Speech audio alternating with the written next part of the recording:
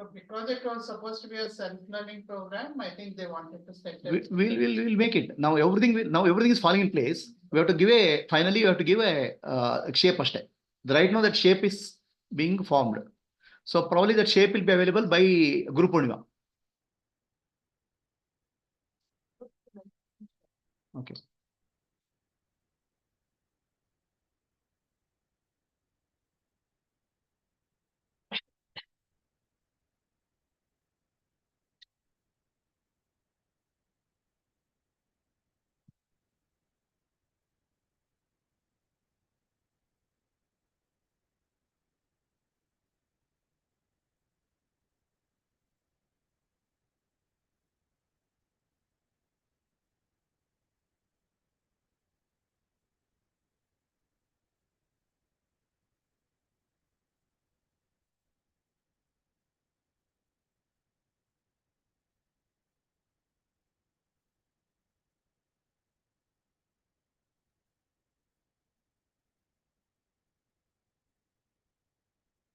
We'll start. My pranams to all Atma Jyotis. I welcome all of you for today's session of Atmadarshana. Atmadarshana is a journey of self-discovery. It's about self-enquiry. I'll also call it as Shiva Darshana, or seeking the pure consciousness Shiva. We have another program every alternate week, which is called Shakti Darshana. Shakti Darshana means seeking the energy. Shiva Darshana or Atma Darshana is awakening the wisdom in you, Pradna. Whereas Shakti Darshana is the awakening the energy. For service, Loka Kalyana, survival in the world, we have to awaken the energy. Shiva and Shakti are both important. And Satya Darshana is how to apply the principle of Shiva Darshana and Shakti Darshana in our life. So like that, we are conducting classes. Today, let us continue our discussion. First, we will offer our pranams to Guru Parampara. Sada Shiva Samarambham Shankaracharya Madhyamam Asmadacharya Paryantam Vande Guru Paramparam Shruti Smriti Purananam Alayam Karunalayam Namami Bhagavat Padam Shankaram Loka Shankaram.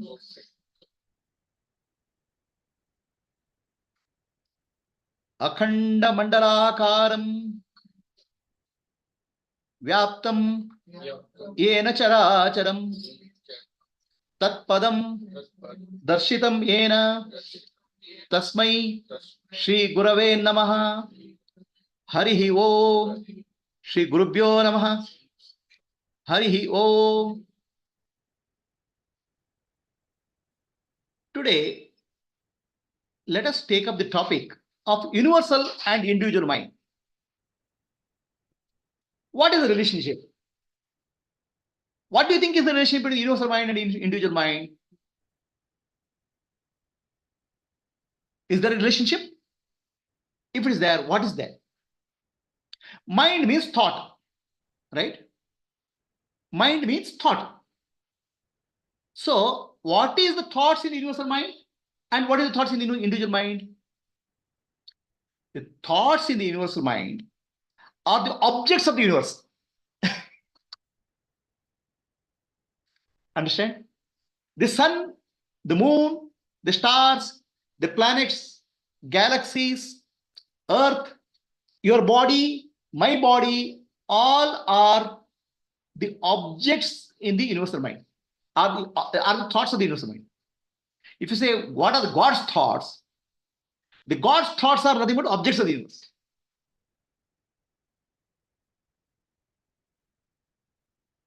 Out of that God's thought, your body, my body is also an object in the God's mind, cosmic mind. So, God's mind appears as, God's thoughts appear as the world and objects of the world. So that's why when we interact with the world, we feel that interaction is real. I'm interacting with you, a real person, not I'm saying there's a reality in this interaction, object reality. That's because they are appearances in the God's mind. Your body also, my body also is appearance in the object in the God's mind.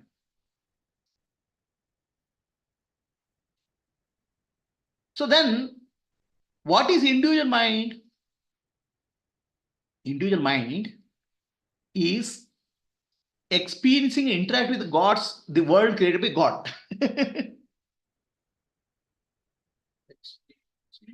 Transaction with God, transaction with the world is individual mind. The vasanas and samskaras you gather from the world becomes the individual mind, personal. From personal Point of view. That's why I call personal point of view, what is individual? How you see the world, each person, each body mind complex sees in different way. So a personal view of the universal world, universal, is called individual. A viewpoint of the universal. So I'll show you in a form of picture, then you'll understand better. These are all AI generated images, thanks to AI.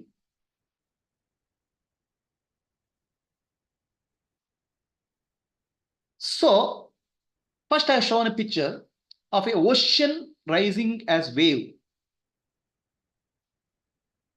The water appears as a ocean and appears as a wave. The wave will go back, but nothing happens to water. Similarly, supreme reality, pure awareness, nothing is affected. The pure awareness rises as consciousness, chaitanyam. Chit or pure awareness rises as chetana, consciousness. Then it becomes chaitanya and chitta, individual mind. And it goes back. So rise and fall is continuously happening.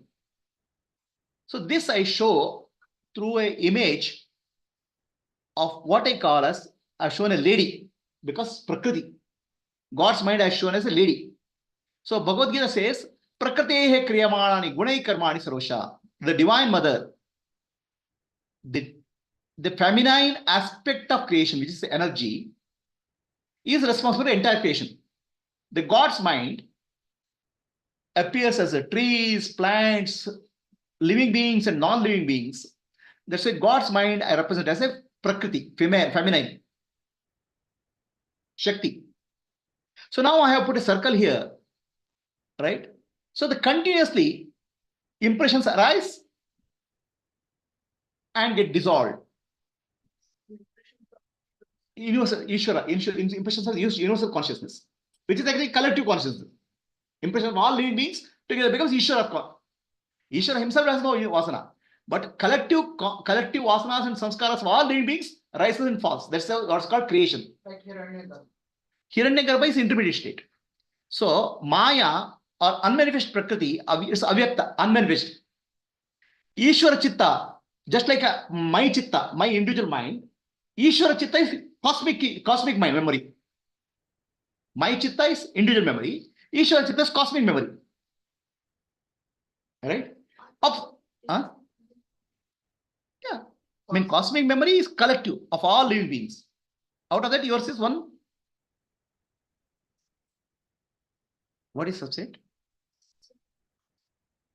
Correct. Your mind is a subset of the cosmic mind. When I say Ishvara Chitta, cosmic mind, it's a collection of all minds, no, all minds of all beings. That's called Ishvara Chitta. Ishvara himself has no vasana and samskara. The collective vasana and samskara becomes the Ishvara Chitta. So that we call in the modern day language Akashic record. Memory records. So now this we call it Maya, unmanifest form. So that becomes manifest as Prakriti. Vyakta. Unmanifest is called Avyakta. Manifest is called Vyakta. Right? So unmanifest is causal form. And it becomes subtle form called Hiranyagarbha. Hiranyagarbha is a subtle world, which is a collective subtle bodies of all living beings. And it becomes a gross world called Virat. From Ishvara, Hiranyagarbha, Virat. So the creation is rising and falling, rising and falling. Unmanifest is become manifest and manifest is become unmanifest. So expression of Ishvara is the subtle world and gross world. Impression which is gathered becomes the causal world. Expression and impression. Is it clear? So that's why Sri Krishna says in Bhagavad Gita 3.37, Prakritehe kriyama, 3.27, Prakritehe kriyamanani gunai karmani sarvasha. Everything is done by nature, Prakriti, which is Maya Shakti. Entire functioning is happening Maya Shakti. Sattva-guna, Rajoguna, Tamoguna, they appear in subtle form and gross form. Again, impressions, it will continue. So, causal form of the universe is called Ishvara. And memory of the Ishvara is called Ishvara Chitta. The gross form is called Virat. Subtle form is called Hiranyagarbha. Subtle form of Ishvara contains all subtle bodies. Gross form is all physical world. So, if you want to understand the mind of God, you have to see the world. Mountain, valley, sun, moon. These are all mind of God appearing as objects. In the mind of everyone. Including the mind of everyone. Right? So that's why expression and impression is a cyclic, continuously goes on. It says Shashti Sthiti Samvara, Shashti Sthiti Samvara keeps happening in the cosmic mind. It's called Ishvara Chitta. Is it clear? This is called Ishvara Srishti, God's creation. God's creation is objective. God doesn't bother about individuals. It is there. What is there? Causal form, it brings to subtle and gross. So now, next comes with Jiva Srishti. So Jiva Srishti, as a human mind, interacts with this cosmos. I changed the color. I removed the color because it's gone to background. Here the prominence is, importance is Ishvara Srishti, colorful. So now human mind doesn't see the Ishvara Srishti, it's black and white. It has gone to black background. Right? So now, Jiva, individual mind, sees this Ishvara Srishti. The body is also part of the Ishvara Srishti. Your body is not a part of your projection. Okay? So now, the Ishvara appears as Chidabhasa in the Chidabhasa or Jiva in the individual body. And there's a gathering of impression and there's an action. Interaction basically with the Ishvara Srishti and me, individual. That's the individual mind. So what is the action? What is the expression? Expression of individual, your thoughts, feelings, emotions is the expression. Okay. What is the impression? Karma phala, vasana and samskara. Your karma, thoughts, feeling is the expression of the individual. Vasana, samskara and karma phala is the impression which is created. So in the individual level also, the impression and expression keep on going. Cyclically.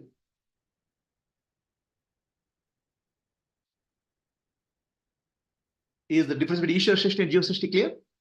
Ishvara Srishti is projection of the universe in terms of trees, plants, mountains, sun, moon, and living beings. And Ishvara appears as Chidabhasa. Chidabhasa appears in each of the individual beings. Reflective consciousness. So Chidabhasa becomes the Chidabhasa or Jivatma becomes the individual experiencer. So Ishvara himself experiences his creation in the form of Jiva in some way. We have to see. And what is the drive for this Jiva Srishti? Raga and Dvesha. Attraction and repulsion. I like something, I don't like something. Is the difference between Ishvara Srishti and Jiva Srishti clear? Between Maya, Ishvara Chitta and Hiranyagarbha is not very clear. Maya is unmanifest. So that is called Ishvara. Unmanifest state of universe is called Ishvara. Manifestation of Ishvara is called, world is called world, Virat. Intermediate state where subtle world is there, all subtle bodies of all living beings, it's called Hiranyagarbha. So that should be actually Ishvara Chitta. No. Ishvara Chitta is deep-rooted, Maya. So Ishvara Chitta has started expressing in the form of Hiranyagarbha and it has taken the form of Virat, gross. Hari Om Prabhuji. Hari Om. Prabhuji, in the universal mind, there is only projection. Is there no impression, only expression? No. Universal mind, both impression and expression is there. Huh. Universal God himself doesn't have impression and expression. It is a collective impression, collective expression of all living beings. Okay. Okay. Right? So the expression is the word, the thoughts of Ishvara.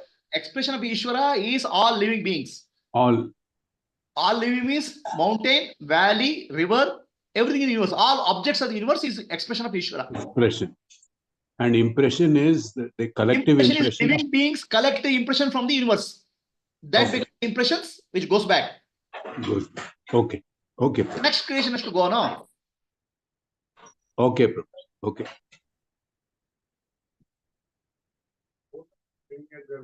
Expression and impression is different. Or... It's like para. No. Hiranyagarbha is the experience body of all living beings, subtle body. So in impressions, karmaphala is enabling, like active, and impressions is like senses is like impression is you receive what you interpret from the world. Expression is finally I want to do this action, projection. So the role of Hiranyagarbha, the subtle body in expression, is taking the form of the world. The akin to the indriyas, the five outward indriyas. Outwards. And here inward indriyas. Inward indriyas. Hiranyagarbha is subtle inward indriyas. Outward indriyas in expression, inward indriyas in outward indriyas are Virat. Inward experiencer is Hiranyagarbha.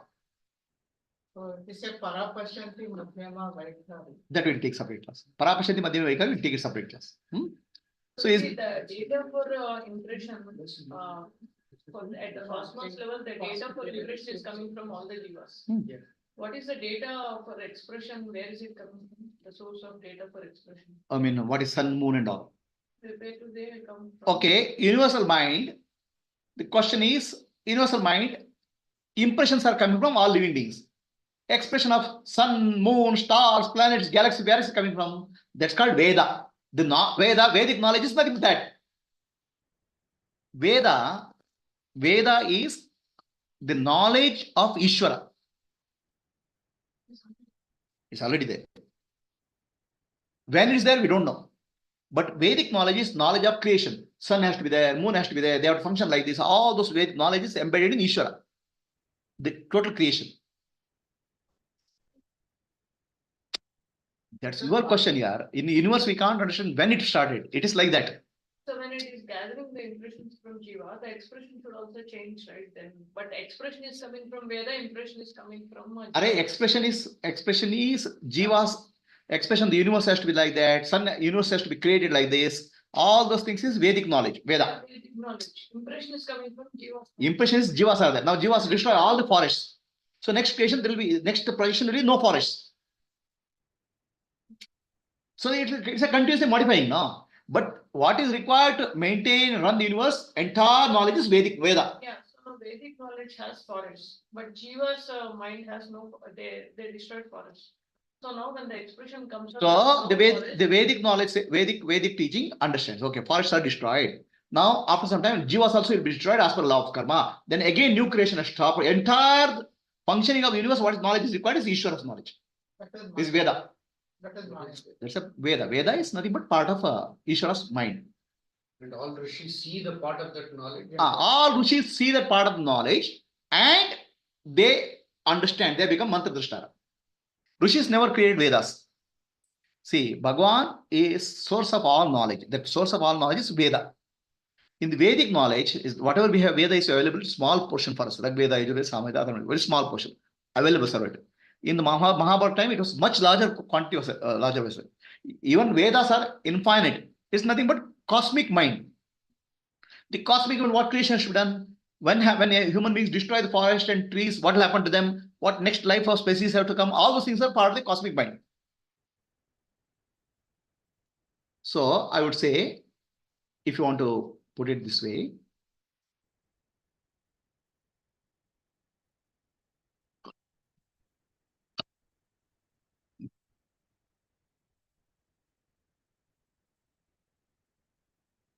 This also is part of Veda.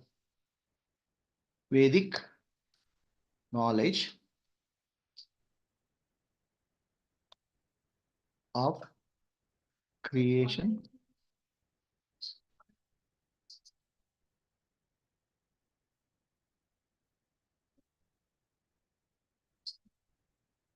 Array, you are that will come. How do I put something on that? Is will come next.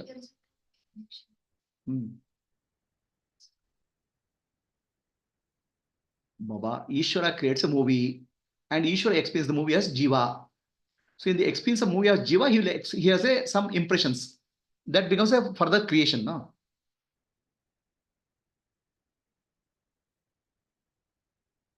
Or he enters into Jiva in the form of what you call as Chidavasa. Then Jiva becomes activated.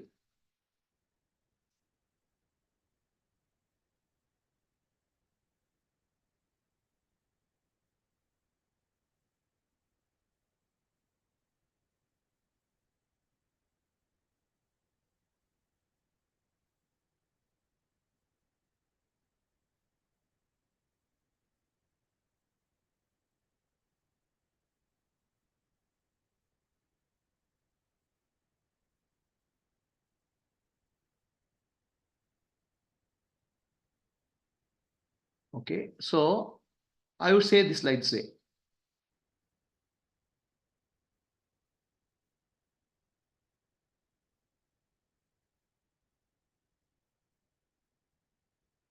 Ishvara Chitta anything required for creation, entire thing is required for creation, is available from Vedic knowledge. Creation, sustenance, destruction, what is atomic structure, mathematics, physics, chemistry, biology, everything what is required for the complete totality of knowledge. So that is part of the Ishvara Chitta. And individual living beings, their minds in seed form also is there. So now what is your question?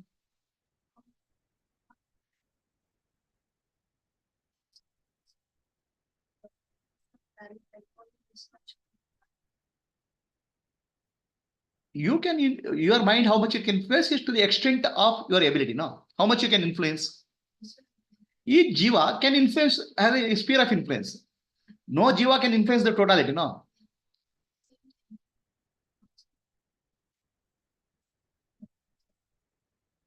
Right. But no. The subset. When is it puppet and when is it not? When is puppet? That will come next. We'll come to next. We'll come next. See, Ishvara gives independence to you, jiva. What is the boundary towards it? I don't know what is it. Ishvara gives independence to you, a feeling of freedom. There is nothing, it doesn't look like any kind of. That I'll come next. Your question is that's in next slide. Whose life is that? And that's the question I'm addressing today. Guruji. Question ondsati repeat ಮಾಡಿ Guruji. Question ಕೇಳಿಸಲ್ಲ ನಮಗೆ. So the question here is, I'm a part of the Ishvara's mind. Right? I'm there. My mind is also part of the Ishvara's Chitta. Okay. How much I can influence the world and how much freedom I have is the question. So how much there's an interaction taking place, right? So your ability to influence the events of the world is limited to your body mind complex, which is limited. So what? A tree, that's also a part of the Ishvara. Your body is a part of the Ishvara. A tree has a fruit, a leaf. Leaf has a limited function to perform. No, leaf is a part of the tree, but it can't influence the entire tree. No. In that sense, we are appearing as a functioning of one functioning of Ishvara. Okay, yeah, I'll give another example.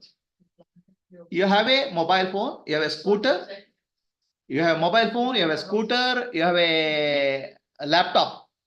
Each of them are functioning for you. Like that, jivas are functioning as the instrument of Ishvara in some way for experiencing the world. Okay, so let us meditate for some time.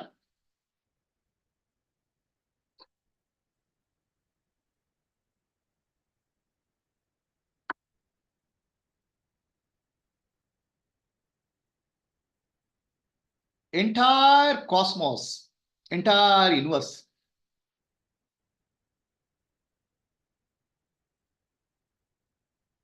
is called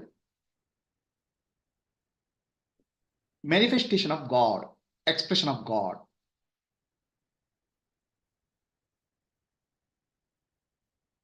All expressions come from impression or causal form. So what we see in the world, the trees, mountains, rivers, sun, moon, earth, living beings, human beings, animals, plants, everything is coming from the cosmic mind, universal mind, or Ishvara Chitta.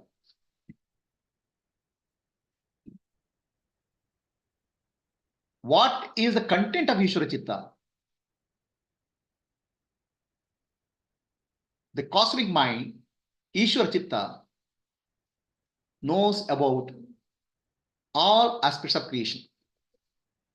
Creation, sustenance, dissolution, projection of living beings, sustenance of living beings, everything is a part of the knowledge of Ishvara. It's called Veda.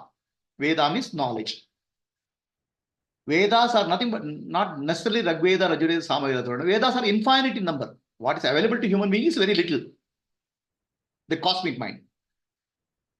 The cosmic mind also contains mathematics, science, technology, everything. So that's why when scientists do something, it's called research. Research. What they're trying to do is access the cosmic mind and get some information or knowledge. Every knowledge comes from Vedas. In a way of saying, Veda is the knowledge system or intelligence or understanding of Ishvara. All impressions are in the causal form. Causal form means avyakta, unmanifest. Unmanifest becomes manifest, and manifest becomes unmanifest. The manifest world is the expression of Ishvara. So what we see, the sun, moon, plant, tree, everything is an expression of Ishvara, the Lord, Bhagavan.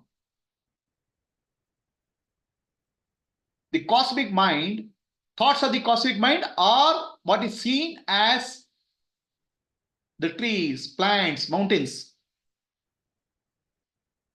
The cosmic mind expresses itself as subtle mind is called Hiranyagarbha and gross mind called Virat. Subtle mind is subtle mind of all, collective subtle mind of all living beings.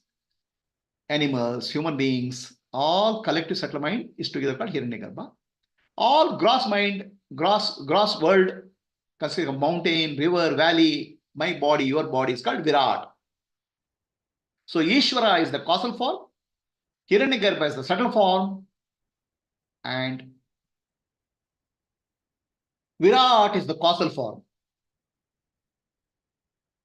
This is the cosmic mind, infinite intelligence, infinite power, almighty, all powerful. The power of Ishvara is called Maya Shakti. The subtle or hidden blueprint of the universe is called Maya Shakti, which is driven by Sattva Guna, Rajoguna, Tamoguna. Ichcha Shakti, Jnana Shakti, Kriya Shakti.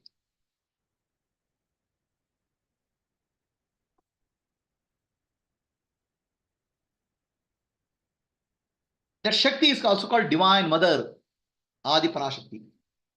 So the Prakriti or Divine Mother is the appearance of the cosmic mind.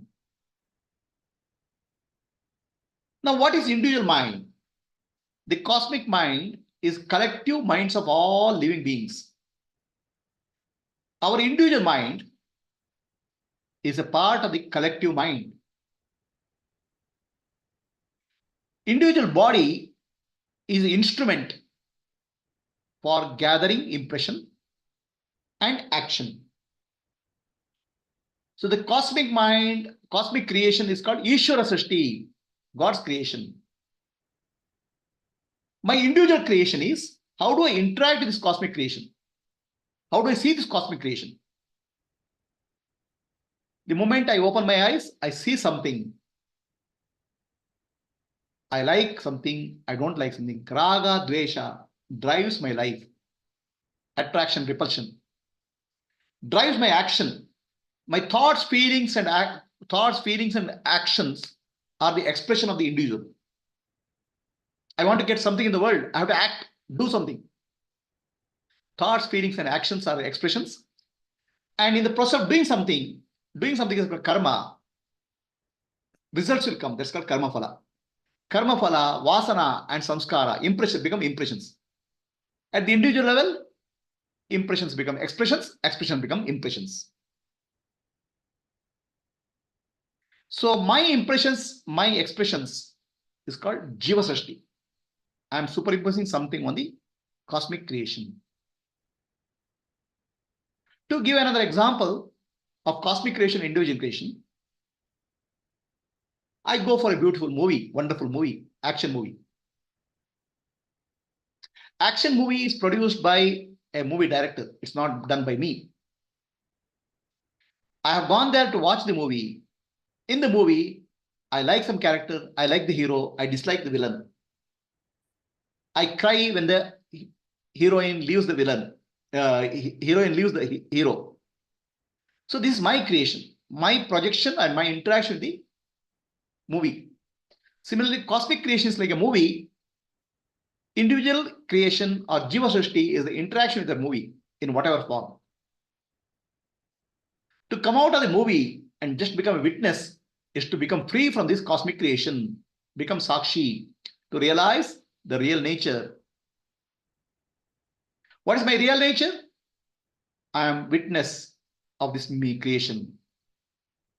I am Sakshi. As Sakshi, I am one with the Ishvara, the cosmic creator. I am the light illuminating this entire creation, Atma Jyoti.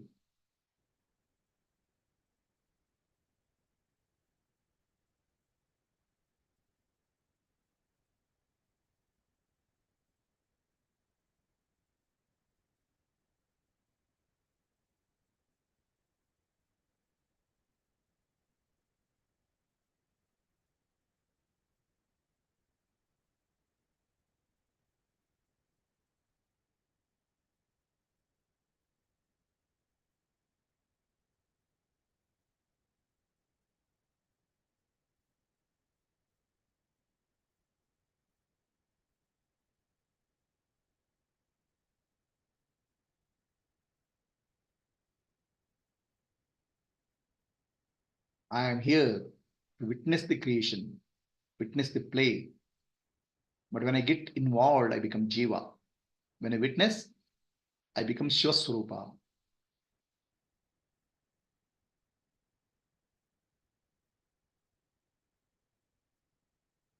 Asatoma Sadgamaya Tamasoma Jyotirgamaya Mrityorma Amritam Gamaya. Om Shanti Shanti Shanti Purnamadah Purnamidam Purnat Purnamuduchyate Purnasya Purnamadaya Purnamevavashishyate. Om Shanti Shanti Shanti.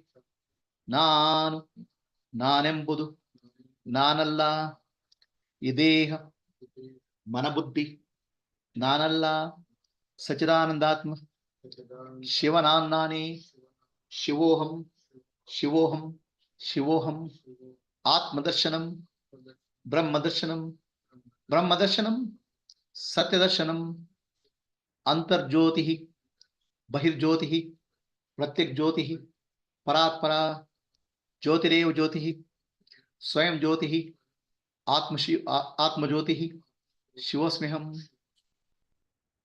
Lokaha Samastaha Sukhino Bhavantu. Lokaha Samastaha Sukhino Bhavantu. Lokaha Samastaha Sukhino Bhavantu. Harihi Om. Shri Gurubhyo Namaha. Harihi Om. Anybody on Zoom has a question?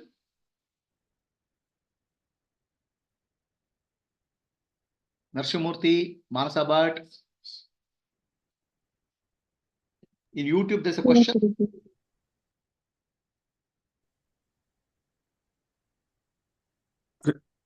Prabhuji. The occult me in YouTube has asked a question. The collective causal is Ishvara. See, the collective causal is Ishvara. Correct. So the collective causal has the Vedas and collective impressions of all living beings. The collective causal is called Ishvara. Collective subtle is called Hiranyagarbha. Collective gross is called Virat. Then Ishvara Chitta is. Ishvara Chitta is the memory, no? The collective subtle, causal. So your Chitta is nothing but your causal state. So Ishvara Chitta is causal.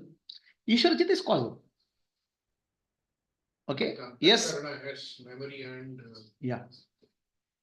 even Ishvara has chitta, intelligence, everything. Same Manasu Buddhi. Collective causal is Ishvara Chitta. Anybody has any questions on Zoom? Katyayani? Hari Om Guruji. Henry?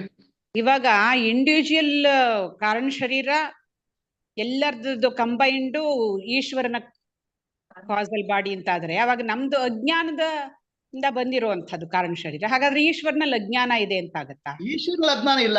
ಈಶ್ವರನ memory ಅಜ್ಞಾನ ಇದೆ. ಈಶ್ವರಿಗೆ ಅವರಿಗೆ Ishwara has no identification with the Ishwara ಆವರಣ ಇಲ್ವೇ ಇಲ್ಲ. See, the question is, all our collective Adnana is there in Ishvara. So Ishvara is Adnani. No. Ishvara does not identify with anything of creation. He is just, he does the Vikshepa or projection from the universe. He doesn't identify Adnana of the totality. Avarana is not there.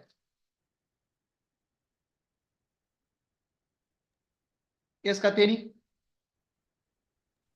Okay Guruji. Right? The problem comes, Adnana or Adnana, there's no problem. When you identify with that, there's a problem.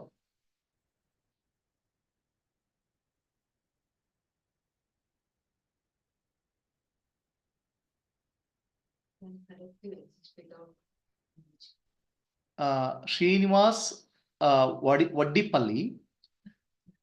Vaddiparthi is asking the question, can collective exist without any?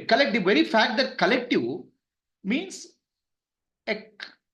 multiple living beings are there.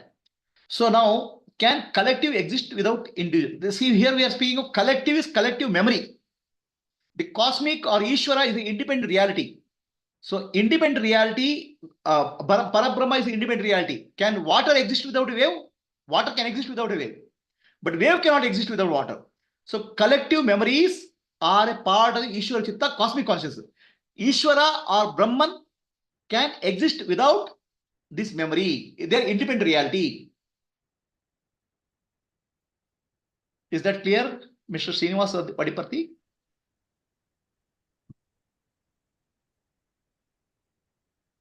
Okay. Prabhuji. Yes, Vasudev.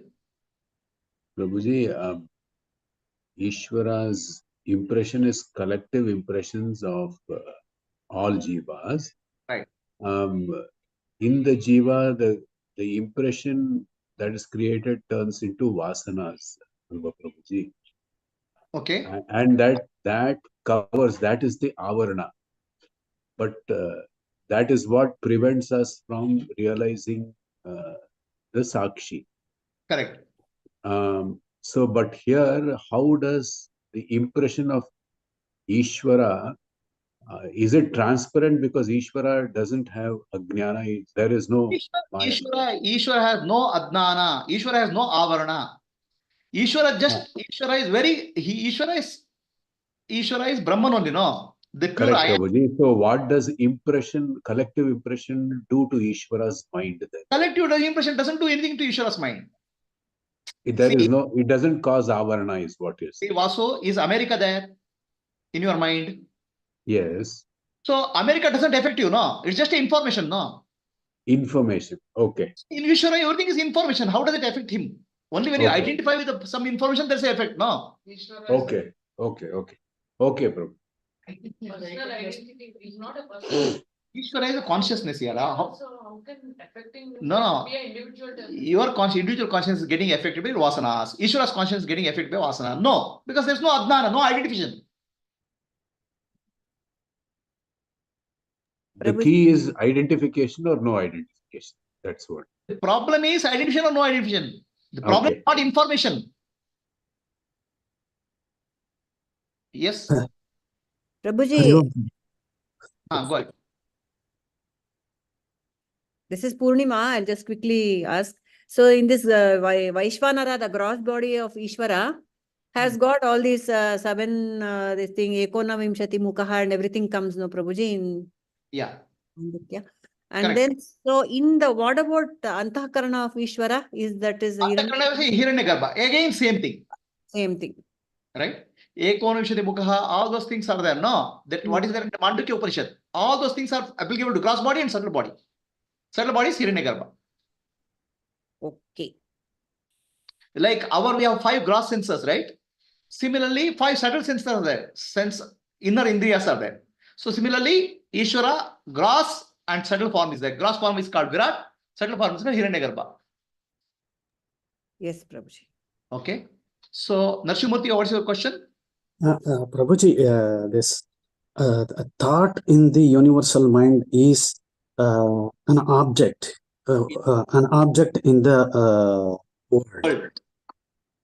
So this object, does it contain both gross and subtle body?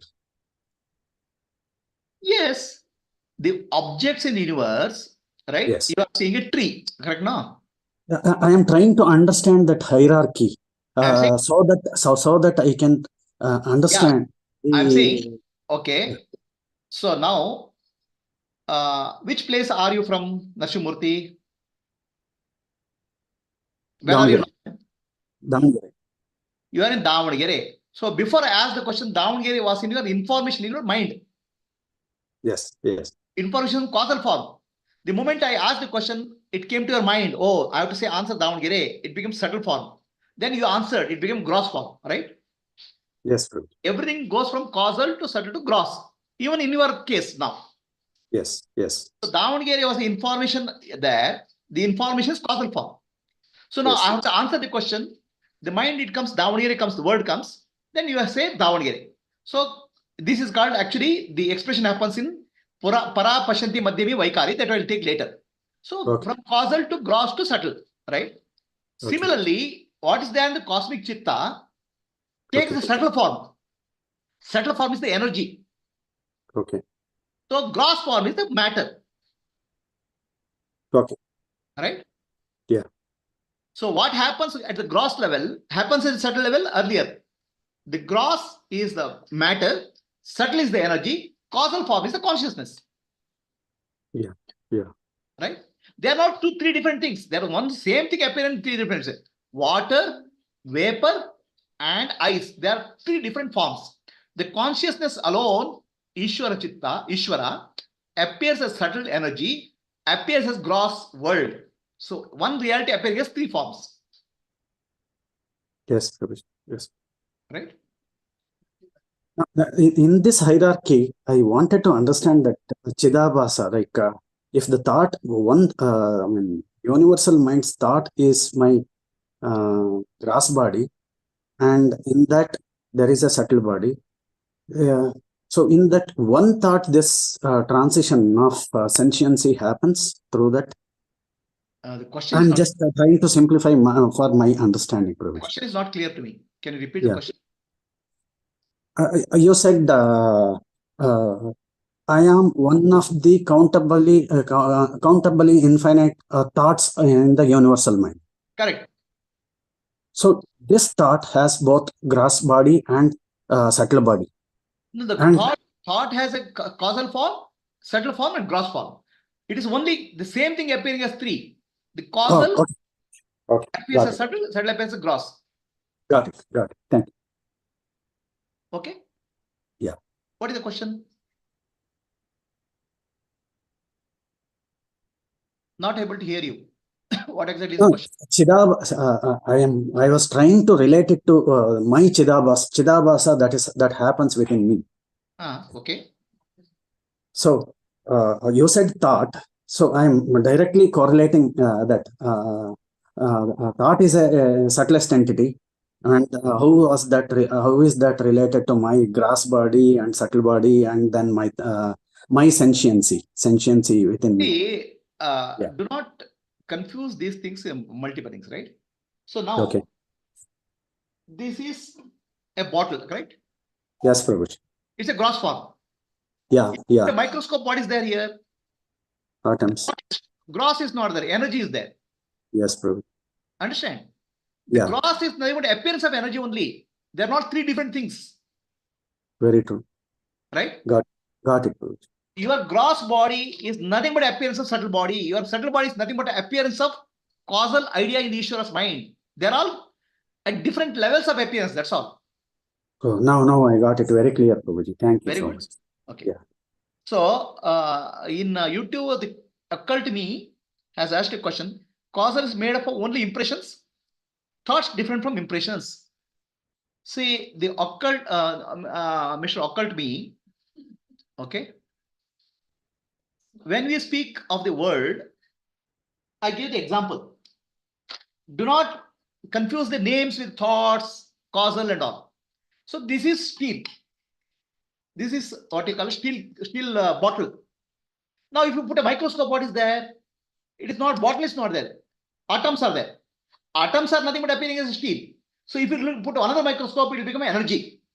Same thing is appearing in different names. We are giving different names. At the very, if I use my eyes, I'll call it bottle. If I use microscope, I'll call it atom. If I use electron microscope, I call it energy.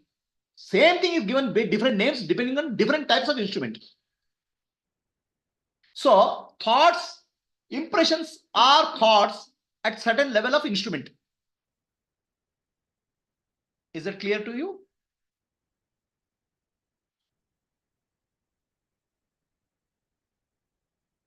Anybody else has any questions? Shall we go further? Impression also a thought in the causal form. Idea. Impression is idea. So idea becomes a thought. Idea becomes a concept, and then becomes a thought. Same thing we call as different names at a different level of manifestation. So impression is like a blueprint. Then drawing is the blueprint. Blueprint is the idea. So idea first. Let's say somebody has to do a building. So building idea has to come in the mind of the engineer. Idea is causal. Then he prepares a blueprint, which is subtle. Then he constructs a building, which is gross. But all the three are same thing at different level of manifestation. Okay. So shall we go to next question? Next topic. Anybody has here is sitting have a question? So if you look at the picture, what we are seeing, the cosmic mind also is going through projection, withdrawal, expression, impression at the cosmic level. Out of that, individual minds are appearing and disappearing. Everywhere, it's like a wave. Impression becomes expression, expression becomes impression. In the cosmic consciousness, appears and depends. Appearance and disappearance. Expression, impression. Expression, impression. At the individual level, at the cosmic level. They are like Jiva 1, Jiva 2. Individual mind disappearing is in deep sleep. Individual mind disappearing in deep sleep or pralaya. Right? So this is the individual mind is called Jiva 1, Jiva 2, different individuals.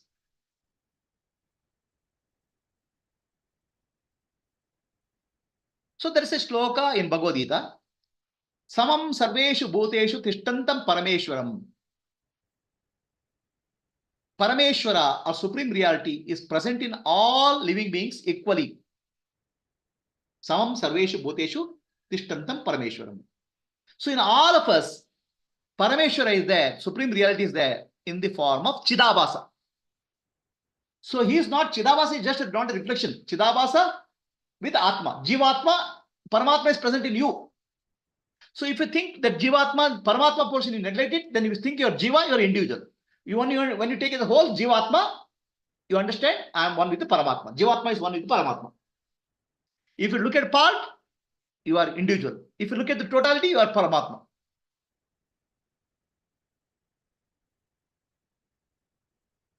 So, Ishvara Sarva Bhutanam Hridayesha Arjuna Tishtati. Ishvara or Bhagavan is there in the heart of all living beings as reflected consciousness Chidabhasa. All of us are made in the image of God. And how the image? Image is same in all living beings.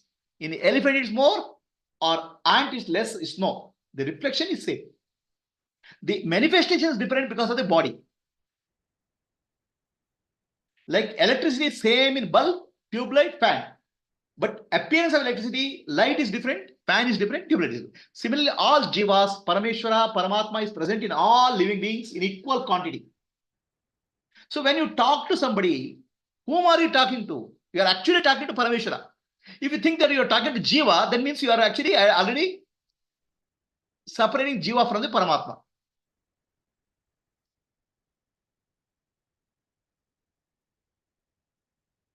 Is that clear?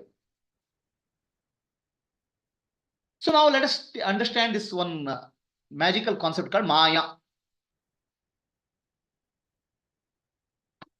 Huh?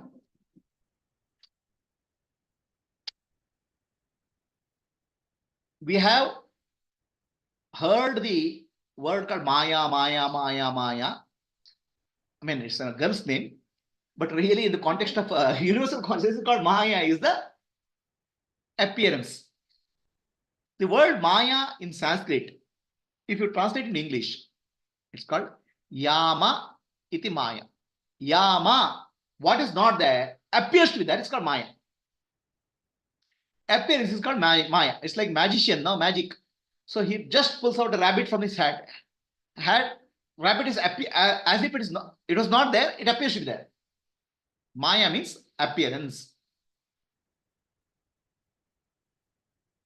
So the Maya, to illustrate the story of Maya, in Purana there is a story told. Narada, who is a servant of Vishnu, who is there with Bhagavan, Vishnu is the Maya Adisha, one who controls the Maya. Narada says, Bhagavan, I am there with you. Maya cannot touch me. So Bhagavan smiles. Then Vishnu and Narada, they are walking near seashore.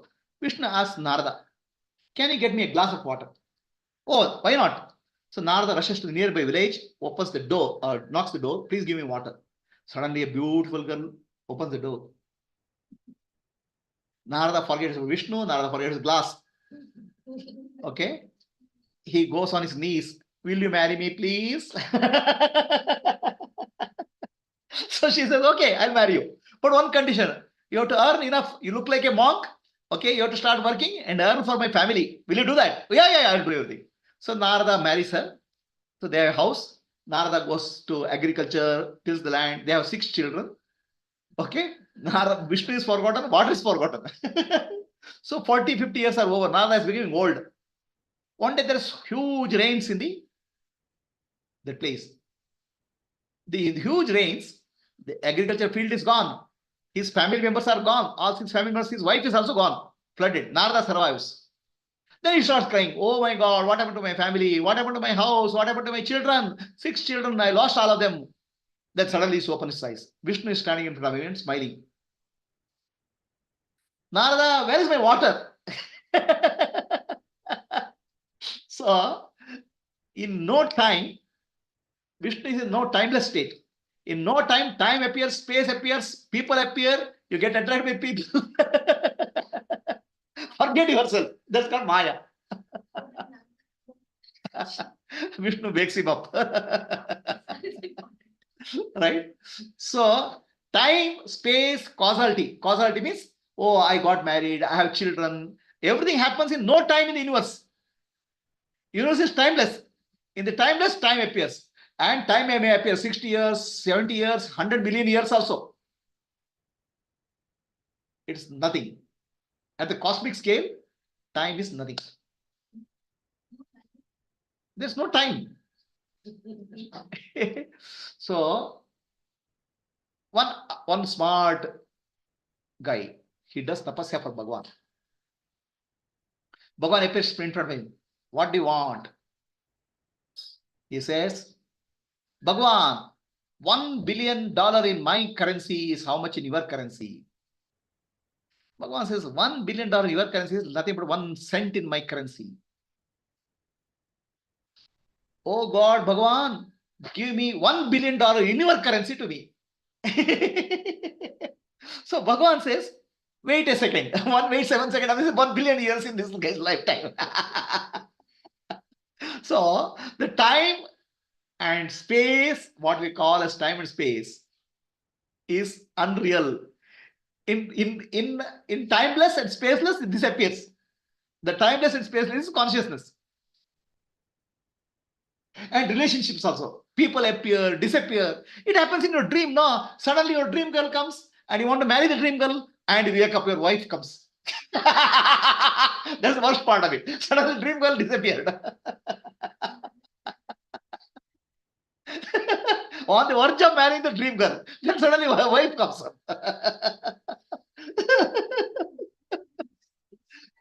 Huh? Saves him. My wife saves him. So this is called Maya. The example of Maya is our dream world. So the dream example of dream world we have to understand.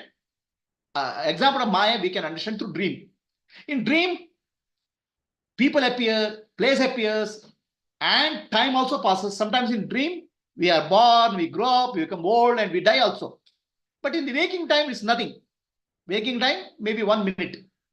So, example of Maya is dream. But waking time itself, whatever waking world itself we are experiencing, is also a dream. It's called Maya.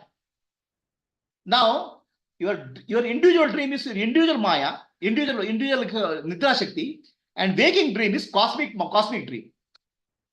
So all of us are dream characters in the cosmic mind, universal mind. You are a dream girl. You are in the dream of Narayana, Parabrahma.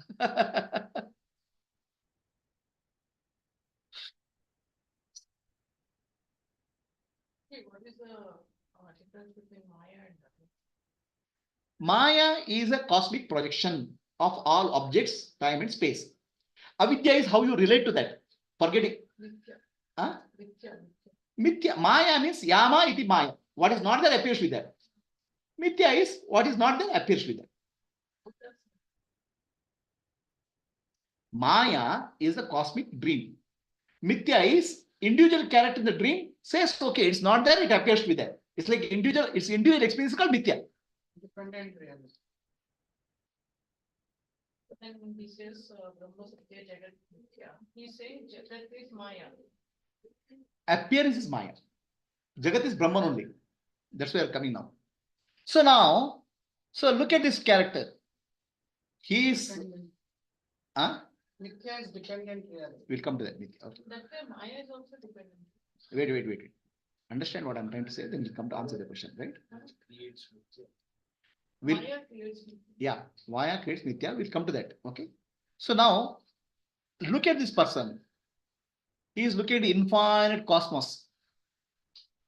A finite being trying to look at infinite. All of us all living bodies are living tiny, little, small instruments in the cosmos. The cosmos or cosmic consciousness or Ishvara trying to look at himself through these tiny little instruments. That's called Maya. Your body, my body is all instruments of Ishvara. And one who sees through your body and mind is Ishvara. The God only. One who sees through your eyes, one who hears through your ears, one who sees through tongue, one who tastes through a tongue, one who smells through your nose.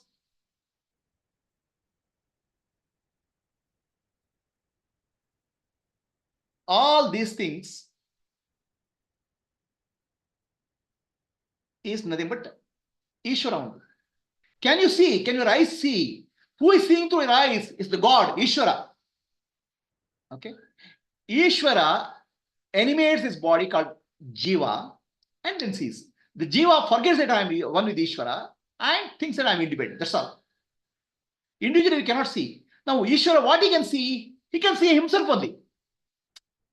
What is seen outside is nothing but the Brahman only. When you see Brahman through the eyes of the individual, and who sees? Brahman only sees, then there is a distortion in seeing. That's called Maya. When you see the infinite through finite, a distortion happens. Are you getting what I'm saying? Infinite is not Maya. Cosmos is Sat Chit Ananda Swarupa, which cannot be seen, which is infinite, vast. In that vast, instruments appear. Instruments are nothing but bodies. Through that body, if you observe the infinite, what appears is time, space, and causation. It's called Maya.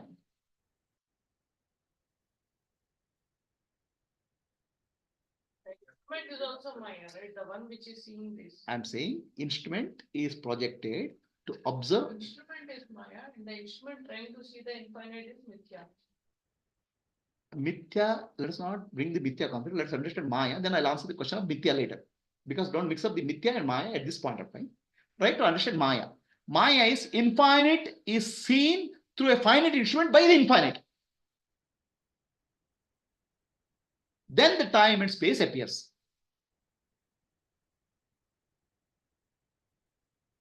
In pure non-duality, there's nothing to be seen, nothing to be seer, no seen. There's one reality. It's called Parabrahma. But Parabrahma starts dreaming that he is Ishvara, which is infinite. And Ishvara starts dreaming that there is a Jiva, which is finite. And Ishvara sees through Jiva himself. Then there's a Maya. So, a dreamless sleep of cosmos is called Parabrahma, Narayana. He is dreamless. There's no other. And he has Lakshmi or Maya Shakti or Parashakti in him dormant. She projects a dream. In the dream, Parabrahma Narayana takes the form of Ishvara, in the case Vishnu and Brahma. So Brahmaji has a dream, further dream. Or dream means actually he is trying to project. He projects the universe. All living bodies. And bodies themselves are not alive. Bodies are instruments. So the body becomes alive when consciousness enters into the bodies in the form of Chidavasa, reflected consciousness. So, Shiva, the one aspect of Ishvara, enters as Shiva into the... Yeah. So enters into the Jiva.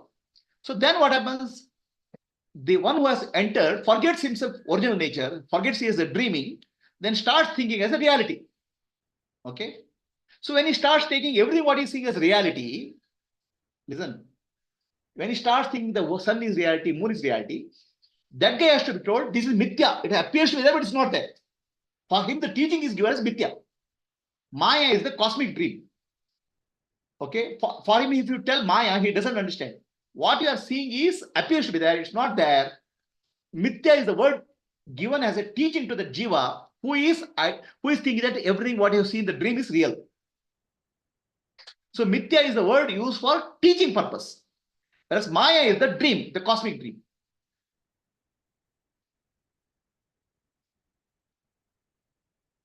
So basically what's happening?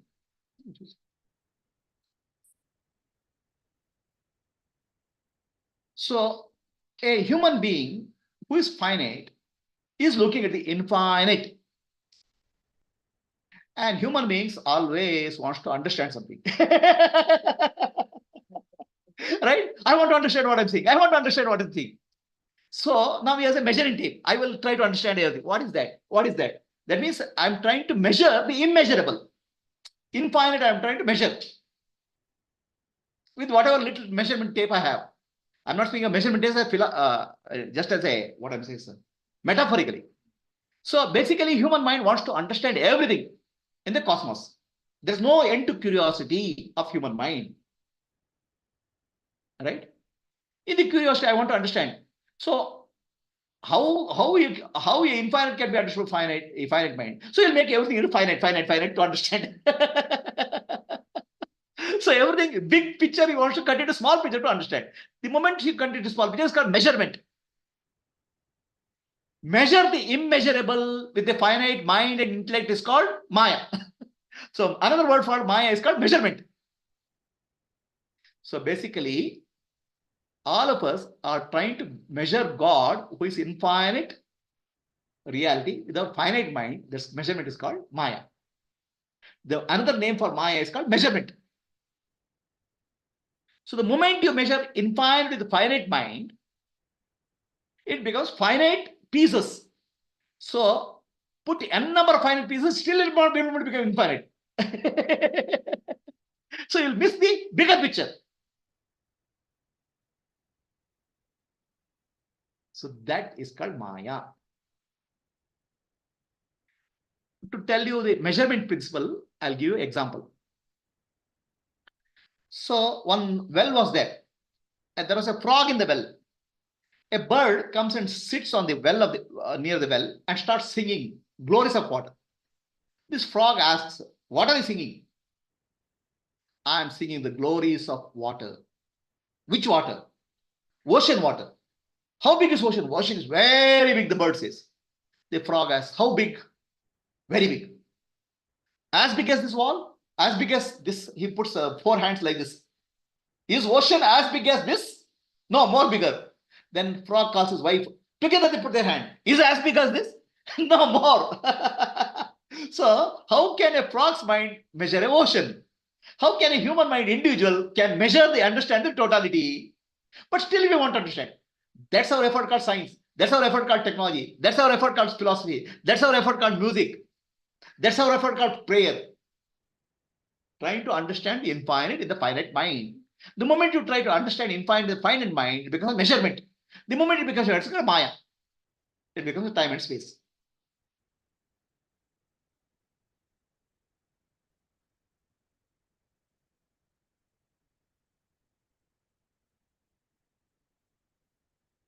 So the same infinite, if you try to measure, it becomes time also. The same infinite, if you want to measure, it becomes space. The space infinite, there's no space, it's spaceless. The space appears in infinite. But infinite is spaceless. It's beyond space. The moment you try to observe it, it becomes space. The moment you try to observe it, it becomes time. The infinite, eternal, it's eternal now. That's why now clock is there. It's always now, now, now. It's always here and now. But human mind, the moment it applies, it becomes time. Now becomes time. Time has minutes, seconds, all those things. But eternal is always now. So time and space is called Maya. So then there's a cause and effect. So in the time, we see the past, present, and future. What happened in the past, what is going to come in the future, and what is now. So what happened in the past is the cause of what is happening now, or what will happen in the future. So we'll bring a concept of cause and effect. But in reality, in the universe, there's no cause and effect, because everything is now in the universe. The now is only cause and effect, what we are creating, what is appeared to our limited mind.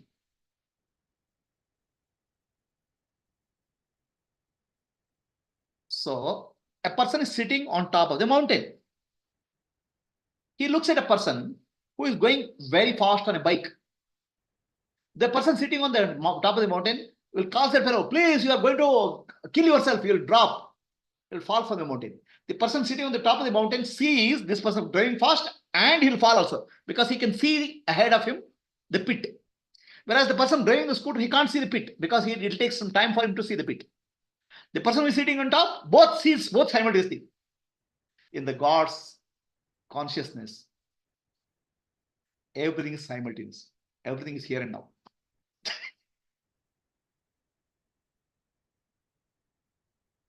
For us, that here and now appears after some time. What is happened, what is already happened in the God's mind appears to us after some time.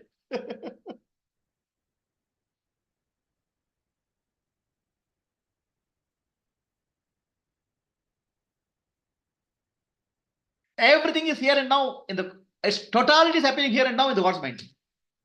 It's another way of saying that. Okay. So this book has the entire Bhagavad Gita. All the shlokas of Bhagavad Gita are there in this book. The person who has written the book, Bhagavad Gita book, he knows all the shlokas. His mind is completely complete. In this Bhagavad Gita book in my hand, all the shlokas are there. But when I read, I have to read page by page. Page number 10, I read. Page number 11. I can't read the full thing at a time. Similarly, God's mind is like a book. Entire creation is there simultaneously. But as individuals, we can only go through one page by page, one day by day. It doesn't change.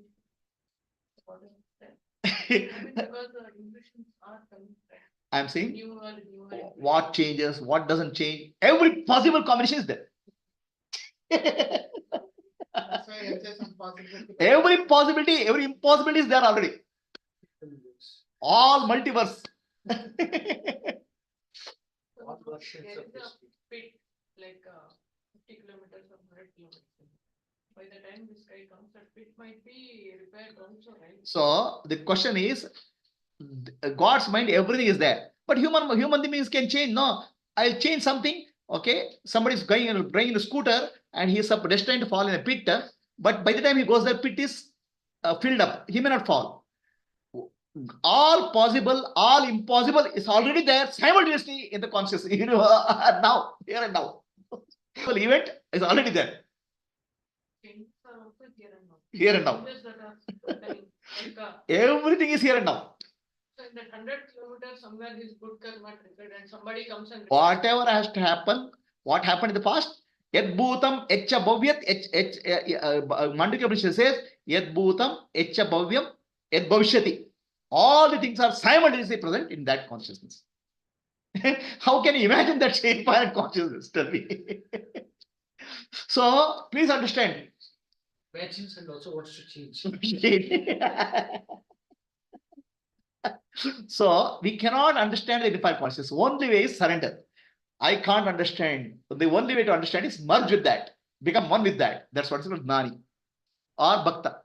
So this individual then has no free will. I mean, at least in this context. Free will, I'll take it as a separate class. You have apparent free will, and the apparent free will also is a part of the consciousness. Just lift so that in the air he goes. So That here, is also here you is lifted, he is equal to God. Lower than I did. That is also possible. Possible. Yeah. Yeah. The solution is there. See, your imagination. Which out of so many possibilities, I take up one possibility, you take, oh, this one is there. Who is that I will take on possibility? I'll find out. Okay. So, right. Who is that I which will take up a possibility? We'll find out. Okay. So the past, present, and future is there. Out of that, only reality is the present, here and now. Okay. No, here and now is the only reality from God's universal consciousness point of view. But from our point of view, here and now we observe something. And that observed is the current reality. So reality has three dimensions: objective reality, subjective reality, transcendental reality. Objective reality, subjective reality, transcendental reality, here and now is the only reality. Past is not there, future is not there, because cosmos lives in only the present.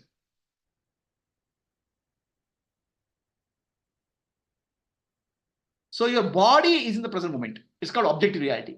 Your mind is a subjective reality. So mind is in the past, body in the present, then you are actually not living in the reality. Body is in the present, mind is in the future, you are not living in the reality. So when you live in the reality, objective reality, subjective reality, transcendental reality, they are all aligned. That's called spontaneous reality, spontaneous action, spontaneous life. So you see this elephant, right? The six people are trying to see the elephant. Each person is trying to see the elephant in some way. One blind person is touching the ear, one blind person is touching the tail. Each person has a conclusion about yourself. All of them are right. But all of them are wrong also. Everybody says, I am seeing the elephant. When person doesn't say, I am seeing the elephant, it's like a rope. He is right only, but partially right. And another person says, I am seeing the trunk. It's like a pillar. He is also right, but he is partially right. Okay. Nobody understands the elephant fully. Nobody can understand the elephant fully. These 6 blind fellows are nothing but 5 sense organs and the mind. The elephant is the totality, Brahman. What you see is Brahman, what you hear is Brahman, what you touch is Brahman. Brahman alone is there. But these 5 blind fellows or 5 sense organs and the mind are trying to figure out what this Brahman is. All of them are right to the extent of their ability. But none of them are right because nobody can understand what this element is all about.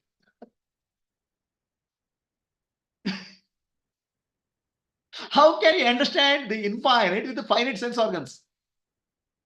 Our eyes are like tiny little holes. Our ears are like tiny little holes. Each can do some small amount of experience.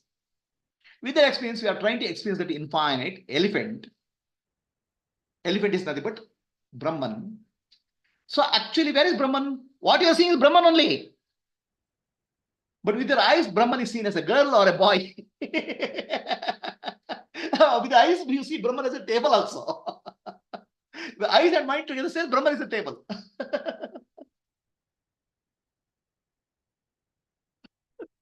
You cannot see anything other than Brahman. Brahman alone is there. But with our sense organs mind, we see some object or some thing. Other than Brahman, there's nothing. The 6 blind people cannot figure out what elephant is.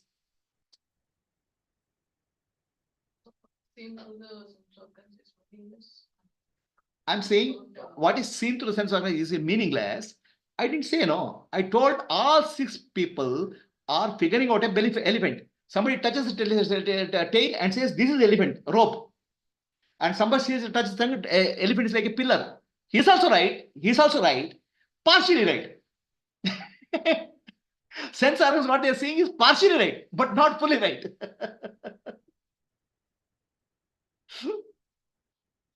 All blind people are telling truth only, partial truth. And nobody can figure out the full truth. Full truth can be figured out only through surrender. I can't find out the truth. Full truth is, you become one with the elephant, then oh, I am the elephant. You say this context of partial truth. Is it like a partial truth, relative truth, which Mahavira? In a sense, Mahavira said, everything is a partial truth. Everything is partially true, partially false. So that way, everything what we see is partially true. See, when you touch this table, right? When you touch anything, let's say you take this fruit. What I'm touching? I'm touching the fruit. Fruit is, the is Brahman. Existence is Brahman. But when I touch a fruit, then they give a name and shape. I am giving a name and shape to Brahman. What is the partial truth? Partial truth is not full truth only is there. Brahman is there. Brahman only is touched as. From Adnani point of view, what is the partial? What is the partial truth in seeing a fruit? The fruit is partial truth. That also I don't is the partial. The fruit is the partial truth. See, I'll give the example again. Go back to the example here. Listen carefully, no? You see it as a fruit apart from Brahman. I'm saying, okay, this person, one blind fellow is touching the tail of the elephant. And he says, elephant is nothing but a rope. Elephant is nothing but a rope. Is it true? Partially true. Elephant is seen as a rope by the blind person. So similarly, Brahman is seen as a fruit by you. What is the truth here? What is partial truth here? Existence is truth. Partial truth is seeing it as a fruit. And one who is seeing it is a blind person. Adnani. even the Advaita, Visishta Advaita, those also. I don't want to comment on those philosophies. I'll take up those philosophies later. Okay. So now let us understand what's happening in us. Our brain is like a biological computer. That's why I put a computer in the head. Early days, Shankaracharya and Madhva, all those people didn't have a computer analogy. I have a now modern technology, computer analogy. So computer is able to process data. Computer can process data based on the data, information there in the memory. What information is there in memory? Always past. Past recording is there. Right? So now, there's a feeling of I amness in me by body, mind, and there's subtle intuitive feeling. Intuitive feeling, you have to separate it from the objective feeling. What I see, objective experience. So what I see apple is a perception. Okay. If I see a fire, or if I say smoke, I think there is a fire, that's called conception. So perception and conception is available to mind and sense organs. But intuitive feeling of I am is not available to mind and sense organs. It is coming from deep within. It ultimately comes to the intellect. So where it's coming from? Who exists? I exist. Who is that I? Who is that I exists? Is formless reality. Through the intellect is saying I exist. Expression is I am. So the expression of I am comes from within. It's called intuition. Within, intuition means understanding. Now, that formless reality is not available to perception. Because the moment you perceive it becomes finite. So a perceived formless reality, but intuitively understood as I am, is Brahman.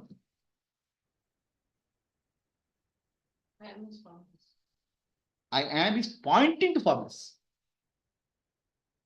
The formless reality is expressing as I am in the intellect. I exist. I am is the expression of the formless reality in the intellect. Apple is an image in the mind and a thought in the intellect called apple. So this is coming from the object. So I am comes from the pure subject. Intuition and perception and conception. Is it clear to you? Difference?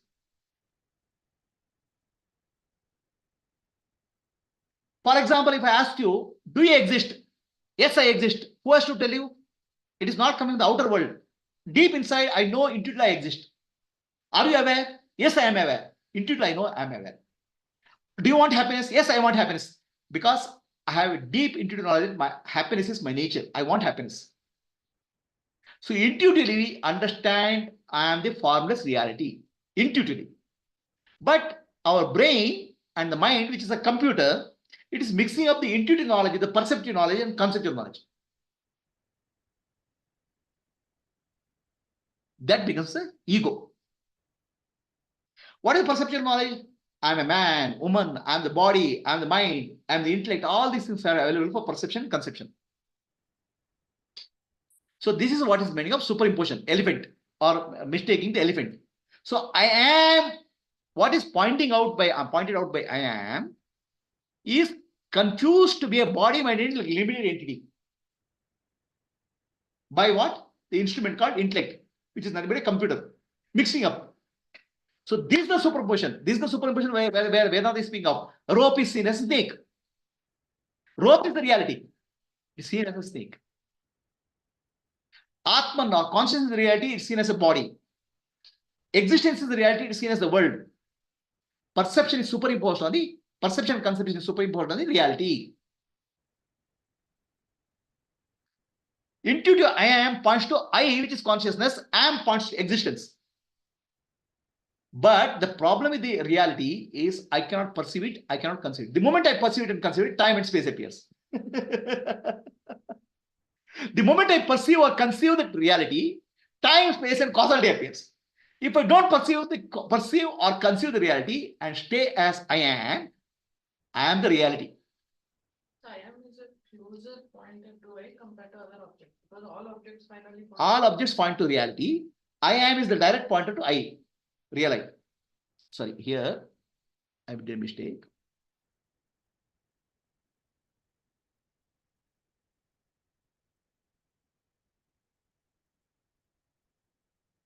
So I am is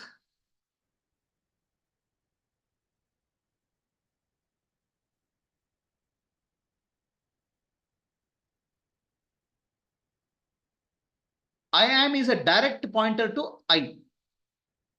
I am free from body, neti neti. You have to apply neti neti neti.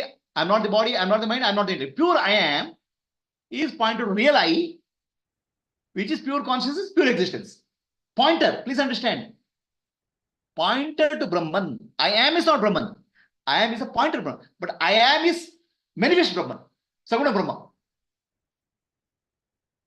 Saguna Brahma is direct pointer to Nirguna Brahma. So all other objects are indirect ones. What does that mean? All other objects are coming from perception and conception. It's next level of understanding. Pointers. Everything is a pointer. All objects are pointed to Brahman only. But I am is direct pointer. So let us understand all other objects are indirect pointers. So every object, let's say this object, okay? This object, the fruit is Brahman. The fruit is pointing to isness of Brahman. Okay? But isness is existence. So Brahman is existence and Brahman is consciousness also. I am is pointing to existence consciousness. One higher aspect of Brahman is pointed by I am, but much more closer to Brahman. Whereas fruit is only pointing to existence aspect. Whereas I am is pointing to existence consciousness aspect. So I am is closer pointed to Brahman.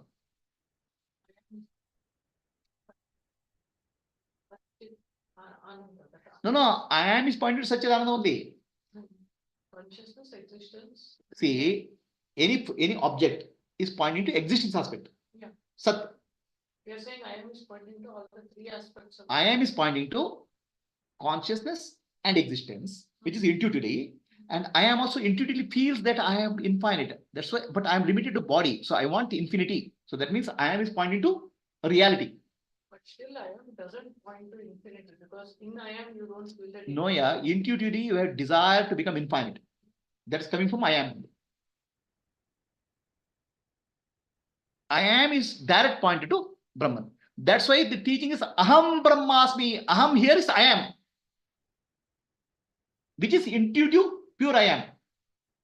Intuitive, a perception. Brahman cannot be perceived. This way, a perception. This is called Aparoksha Anubhuti. So, your feeling of I am, deep sense of feeling of I am, freedom from body, mind, intellect is pointed to Brahman. Nanu, Nanembudu, Nanalla, Ideha, Manabuddhi, Nanalla, Sachidananda Atma, Shivanannani, Shivoham, Shivoham, Shivoham. That Nanu which I am speaking of is I am. Okay. Is this clear? The superimposition, rope and snake, 5 elements, 5 blind people. Rope and snake analogy is given because mind is conception is superimposing on the snake. 5 element analogy is given, conception and perception is superimposing on the reality. So, intuitive I am is pointing to directly I, real I. I means consciousness, I am pointing to existence. I am is pointing to I. Okay. But perception and conception is showing something else. So that's a mixing up is happening. A confusion is happening in the intellect. That's why mana eva karanam manushanam, mind alone, which is in intellect alone, is causing the confusion. But reality is there in intellect also. Reality is there in intellect as I am, which is intuitive feeling and objective experience. So all this is a mind game. A spiritual journey, what we call, is a mind game. Perception, conception, intuition is getting mixed up in the mind. This causes the time and space. Where is intuition? That sound. Intuition is I am feeling. Intuition. Yes, I am, son. So all these things are getting mixed up. Our mind is our instrument of knowledge. And mind is instrument of ignorance also. The knowledge and ignorance, perception, conception, intuition getting mixed up in the mind. Should is also inside. So conception is like interpretation. Conception is inference.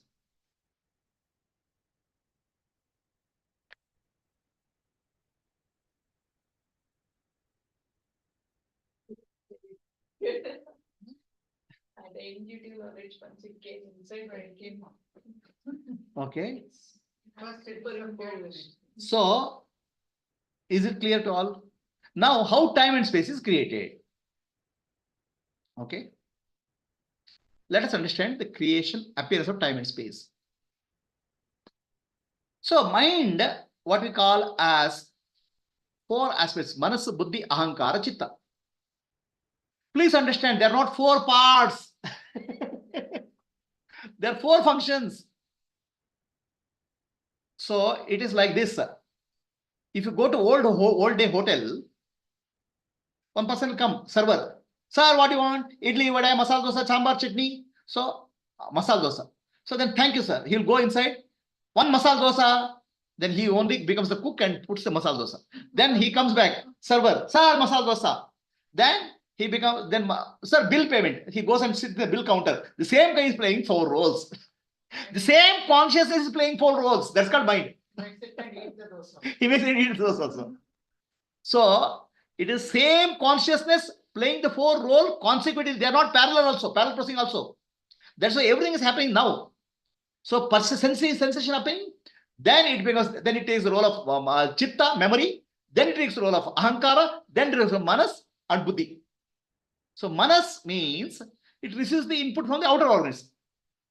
Okay. There's no clarity. What is this object at all? Let's say I see a fruit. I don't know. I'm not clear. What is that? So then buddhi analyzes the situation. What is that? It's decision making. But it takes the input of chitta, memory. So memory says it's a fruit. Then ahankara says, my fruit, I want to eat the fruit. So like that, one same consciousness plays the 4 roles. Please understand, mind is not different from consciousness. Mind is the 4 functions played by the consciousness. Mind is the activity of consciousness. So now how time and space is created is the question. So let us understand first creation of space. The body creates a space. So that means the body gives me a sense of space. If there's no body, there's no sense of space. So perception of a object. Okay. An object is perceived. So one perceived object is a one thought in the mind. So now what is space? Okay, what is the space between these 2 objects?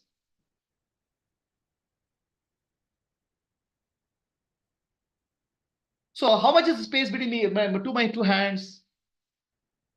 So now the space, one thought comes, my hand is here, another thought comes, my hand is here. Between the 2 thoughts, 2 objects, the gap is called space. See, one interesting thing happens here. To measure space, I have to see 2 objects. But 2 objects to see simultaneously, I have to go, attention has to go from one object to other object. The attention goes to this object, one thought is created. Memory, it goes to memory. So attention goes to this object, the thought is created, it goes to memory. Okay, or it's in the present moment.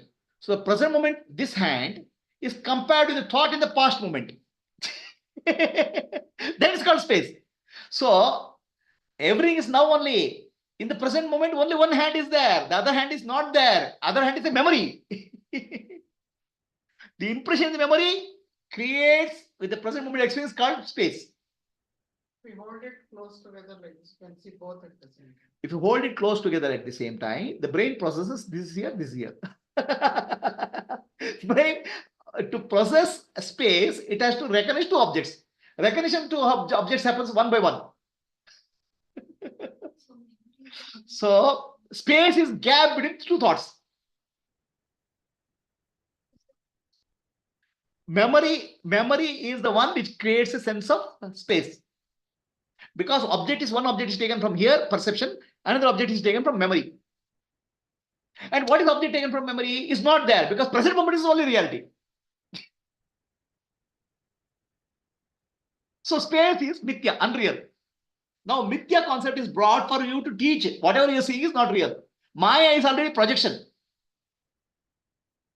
In other words, I'll say, so you've gone to a nice movie, a horror movie. Horror movie is produced by a director. The director what is produced horror movie is called Maya. Now you're scared of the ghost. Then I'll come and tell, no, ghost is mithya, false. It's not there. So ghost is the mithya is the teaching for you to get out of the movie, horror movie called Maya. Mithya is the teaching, Maya is the projection movie.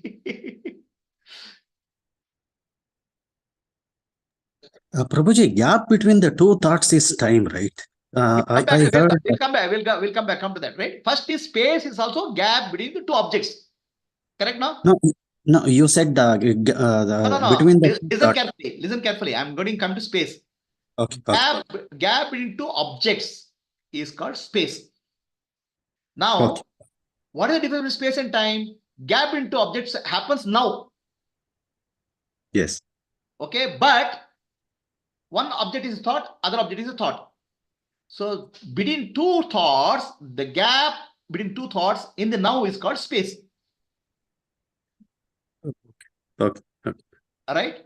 So now gap between two thoughts in different time, in different occasion is called time.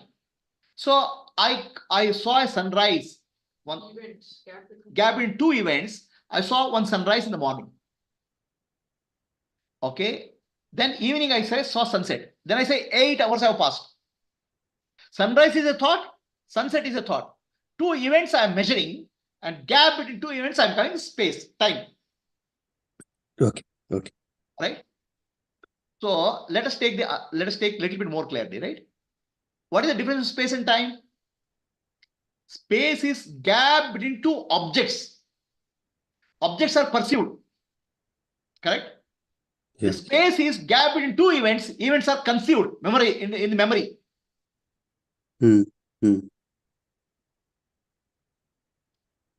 So sunrise is also perceived. I'm saying sunrise is perceived, but when I'm perceiving sunset, sunrise is not there. But if I'm measuring space between two objects, both are there.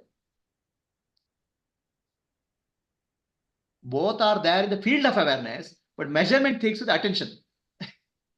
Attention goes to one object. See, our architect is very particular about space, at least, if not about time, because architects don't deliver on time, but at least space has to be proper. So I'm understanding why she is not asking question about space, time, only asking about space. See how the architect mind works. Prabhuji, this kshana, which is defined as the time quantum between two thoughts. Correct. The thought that is rise now, after this, the next thought can happen momentarily, or the next thought can happen after 2 days. Yeah. So The kshana, the gap between the two thoughts, this is what I heard somewhere. Like kshana is defined as kshana, which means time. It is measured between two thoughts. Yeah. The time measurement is a science. Okay. In India, we have measured time from nanosecond all the way up to galactic time. Yes. Brahma's lifetime also.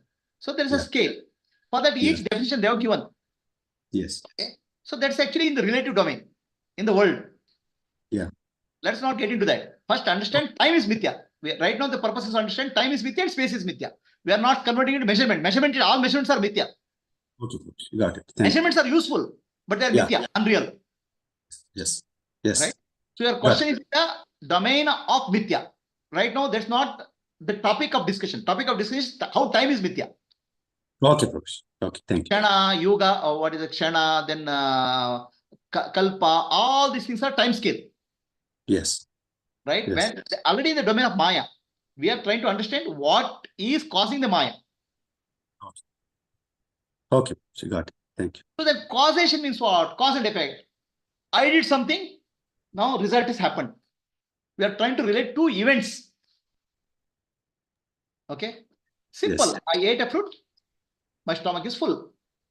My stomach is full is the present moment experience. I ate a fruit is a past experience. In the consciousness, everything is happening moment to moment. Now, it appears to be very logical. Cause and effect is very logical. I ate a fruit, my hunger is gone. His logic is cause and effect is clear? Very clear? But is it there?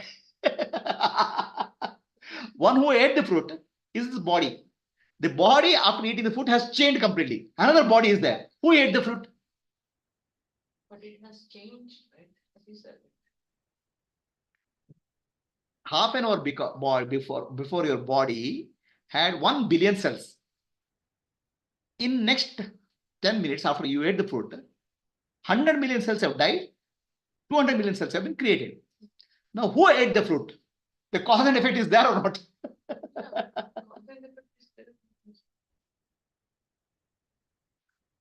I ate the fruit. Who ate the fruit 10 minutes back? And whose hunger got satisfied 10 minutes later?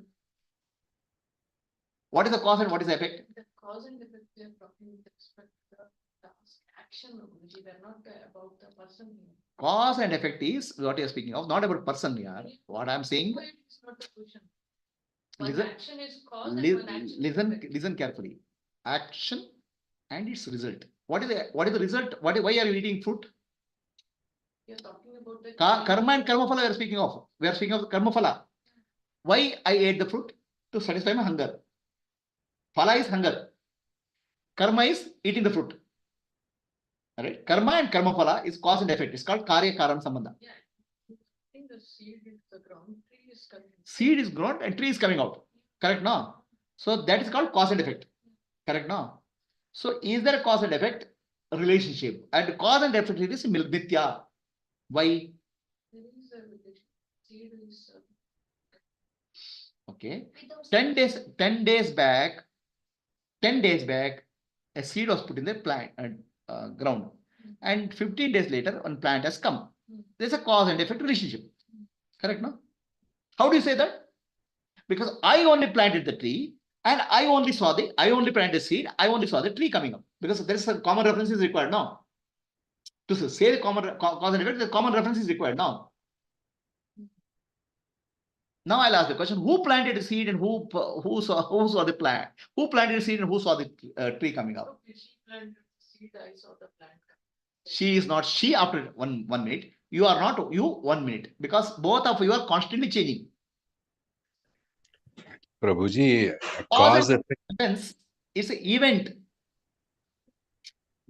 It's an event recognized by somebody. No, the one who is recognized by somebody is not there. No, It's not there, but still the event happened.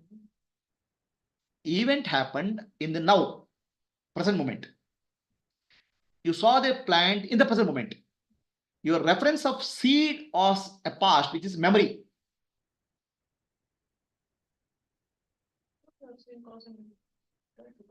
Because in the cosmic consciousness, everything is now. The now you are speaking of, okay, I'll put it this way. So the person standing on the top of the mountain is not seeing the cause and effect. Let me put it this way. I planted a seed today. It is now. I saw a tree coming up 10 days later, but it's now. Time is nothing but thought. I already told. Time is mithya, already thought. The cause and effect is now.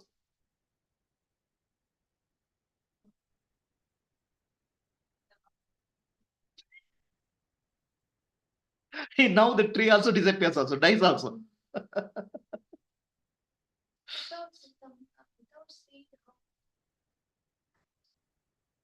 All those things human mind wants a logical sequencing of events.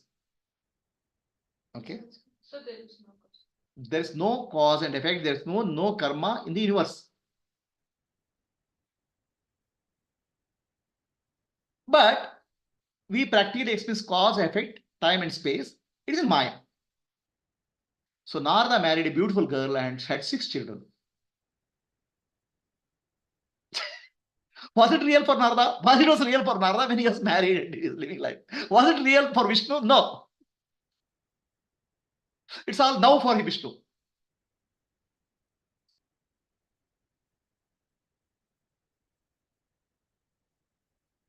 possibilities exist. Vishnu is timeless. All possibilities exist simultaneously. For Narada is going through sequence and feeling some experience, cause and effect is there.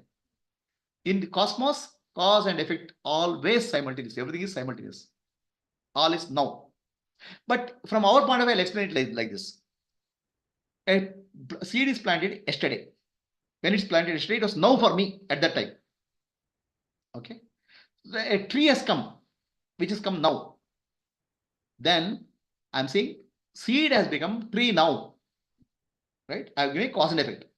But when I planted seed, it was now. When I planted, saw the tree, it is now. So really what has happened? In now, the plant has become seed. The seed has become tree in the now. Everything in the now, seed has become tree and the seed will dry also. So cause and effect, we are giving a time relationship. The time relationship is not, everything is happening now. One day the tree will disappear also. Everything now. We are bringing the concept of time to bring the cause and effect. Appears and disappears. Okay, Some because cases the also no. cause and effect relationship can happen only in the domain of time and space, and since time and space is illusion, Time and space is illusion. The cause and effect is also illusion. Everything is now.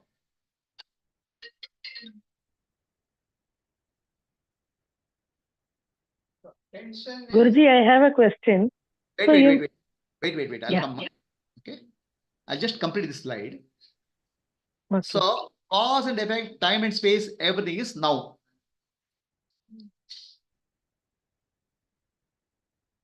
Okay. Now you can ask the question. Who is asking the question? Guruji, this is Gayatri here. Gayatri. Yeah. I just wanted to know, so that is why you're saying for a jnani, he doesn't see the cause and effect at all. That's why there is no time for him. Prarabdha karma, sanchita karma, agami karma, because all karma is time dependent and effect dependent. Time and effect is Maya. So Gnani has come out of Maya and he lives in the eternal now. All karma is burnt.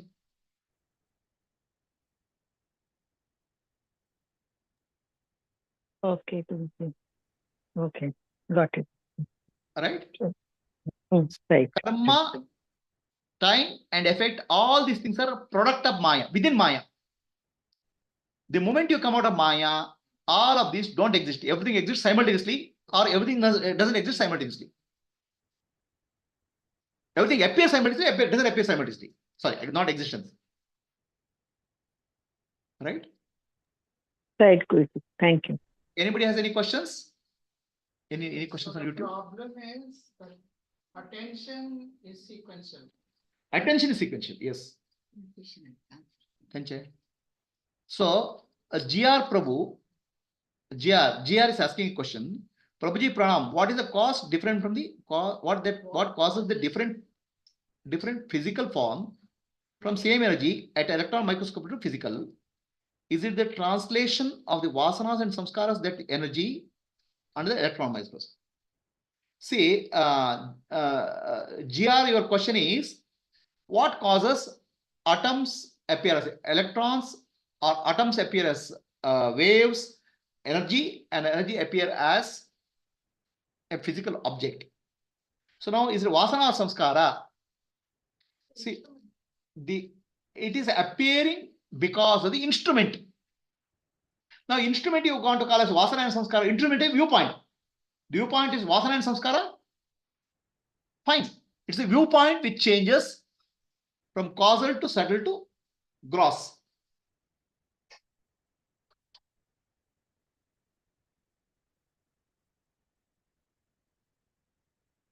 Okay. Anybody else has any questions?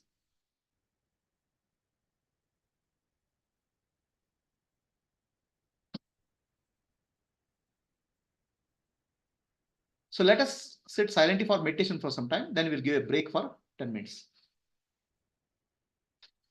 First we'll sit for meditation, then we'll go for break. So close your eyes.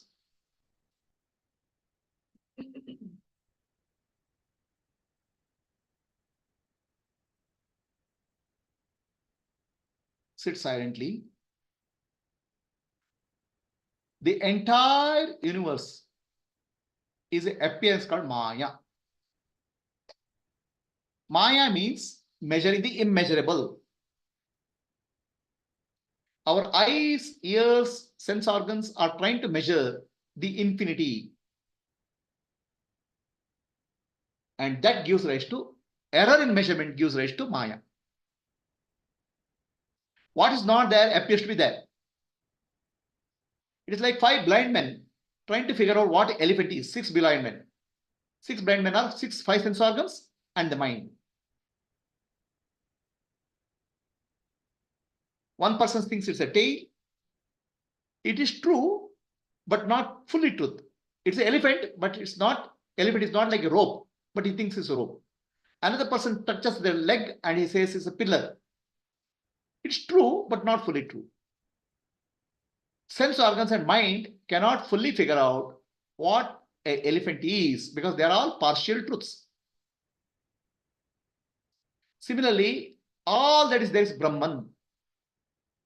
Our effort to identify or recognize Brahman through sense organs causes the time and effect and causation error. That's called Maya. So let us go to our own experience, a dream state. In dream state, when you go, suddenly a complete dream world appears. A dream forest appears. A dream body appears. I start making a living there. I spent 20 years getting married, having children. Suddenly, when I wake up from the dream, there's no dream world. The dream world was a mental projection. We call it as Nidra or Maya, Nidra Shakti. Similarly, the waking world is the cosmic mind projection. All the bodies and objects, including my body, is a cosmic projection.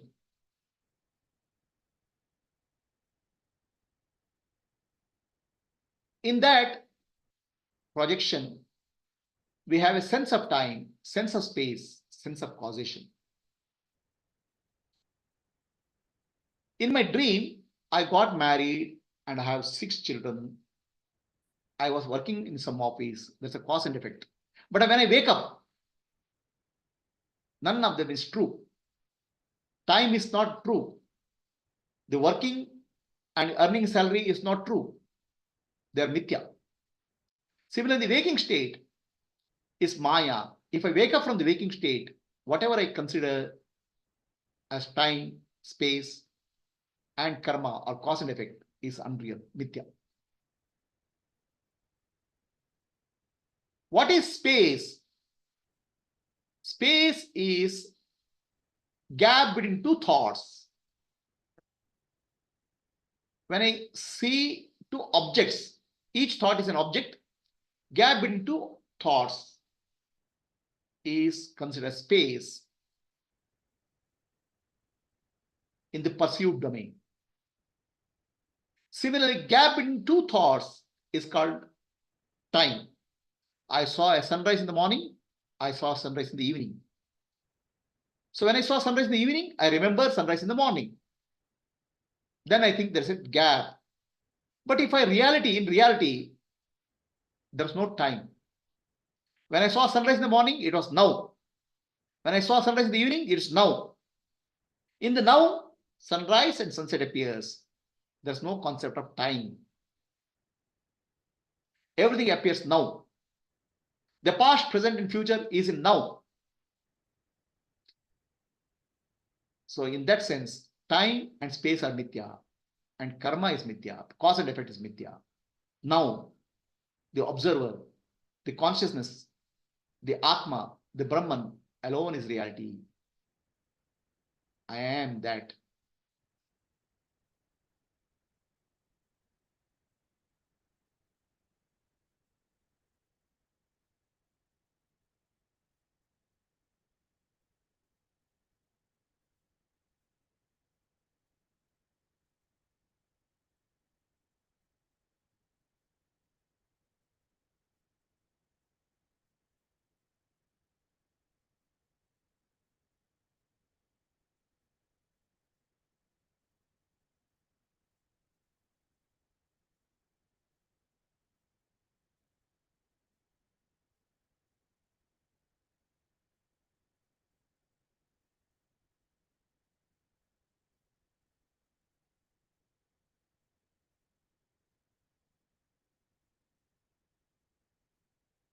asatoma sadgamaya tamasoma jyotirgamaya mrityorma amritam gamaya.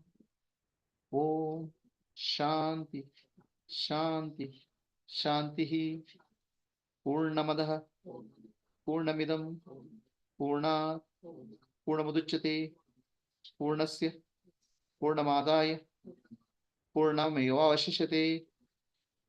Om Shanti Shanti Shanti.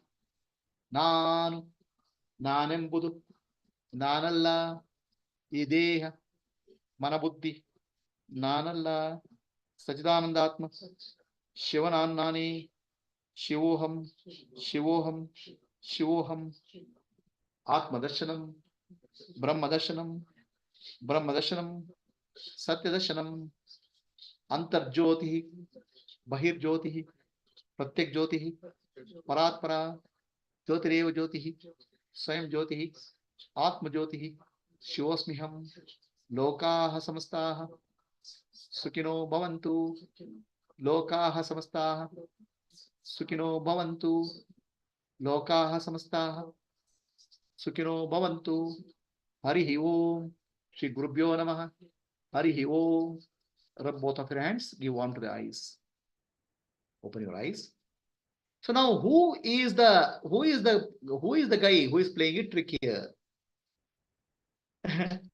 So there is a guy called ego. Okay? Ego creates a story out of life. Story out of time and space and karya karana sambandha.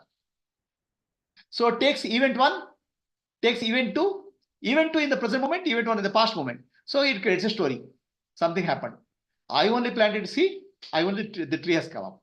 So the story creator creates a story of time, space, and story of cause and effect. That's called ego. So we'll give a break of 15 minutes. 12:45 we'll join back. So I was thinking, should I this class I'm doing on Wednesday? Should I shift the class on Saturday so that some people want to participate can participate physically? So if you have any, if you people think that it should be shifted to from Wednesday to Saturday, please type in the chat box. We'll give a break of 15 minutes and join back after 15 minutes. Wednesday we can have silence. Silence is every day for me. I don't talk at all.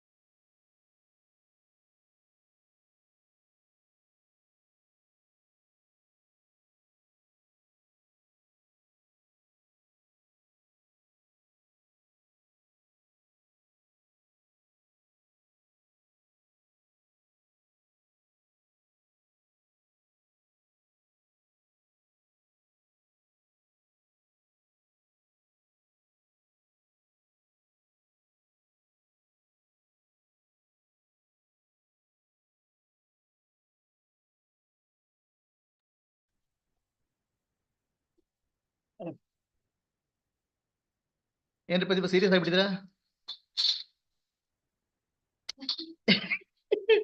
God is having fun ಅಂದ್ರೆ ನಿಮ್ಗೆ ಬೇಜಾರಾಗತ್ತಾ?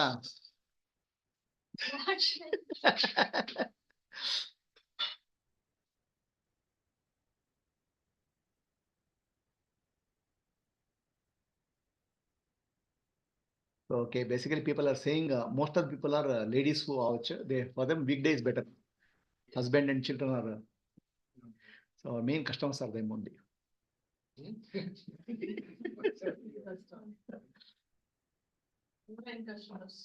Okay. Also today will be working will be there. The people who might come on Saturday may not be there now. Yeah. In the audience. Okay, we'll come. We'll start. So, anybody has any comment or question on this so far?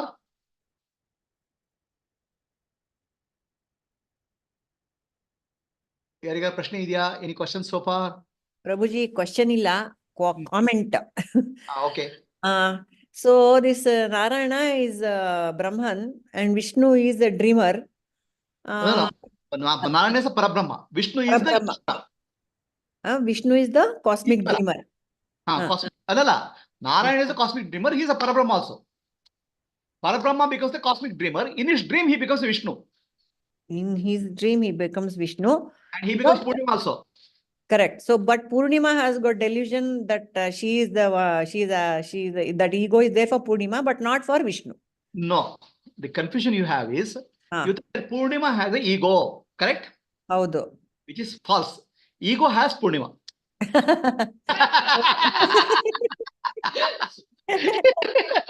Purnima is in the ego. Purnima is in the ego. Ego is in Brahman. Okay. So nice. It's all, we are all dolls. Okay. We'll come to that. I'm showing you in a picture now. No, just that thing. So that's why this Vishnu's dream is called Yoga Nidra. Vishnu's dream alla. Narayana's dream is called Yoga. Dream is called Yoga Nidra because there is no identification. The Narayana sleeps on very, very comfortable bed. Full deep sleep. Right. Double cushion. It's called Sheshamaga. Okay. Whereas Vishnu is always busy, right? Smashing the asuras there, smashing this thing, protecting some people, taking care of some dancing, becoming Krishna. Vishnu is very busy. Vishnu is is a manifest reality. Saguna Brahma. Yes. Right? Yeah. And Saguna Brahma, all our prime ministers need a very big flying aircraft, no? Like that, Vishnu requires a flying vehicle. It's called Garuda. Garuda. Okay, but that is Yoga Nidra because Vishnu, even as he is doing all this, he is busy. He is not identified. Ashte. He is not identified. He knows himself. He is Narayana only. Okay. Right. Okay. Whereas the living beings, they don't understand the reality behind them. They are trapped.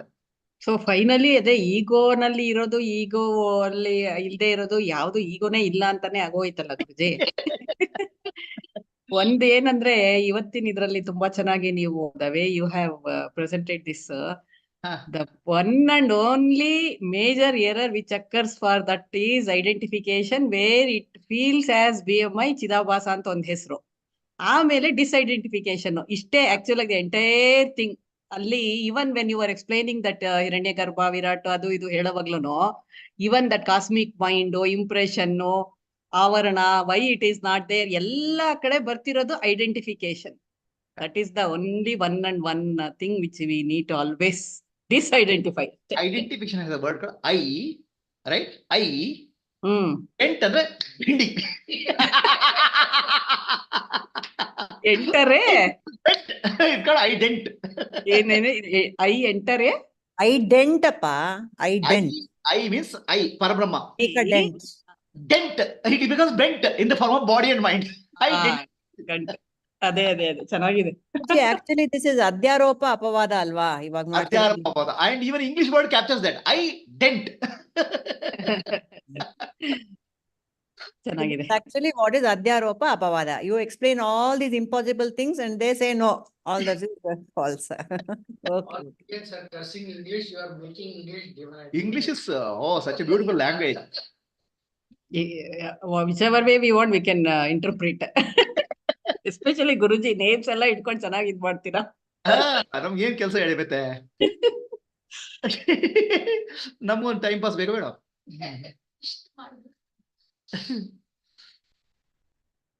Hari Om Prabhuji, one experiential observation ಇಲ್ಲಿ ಅಂದ್ರೆ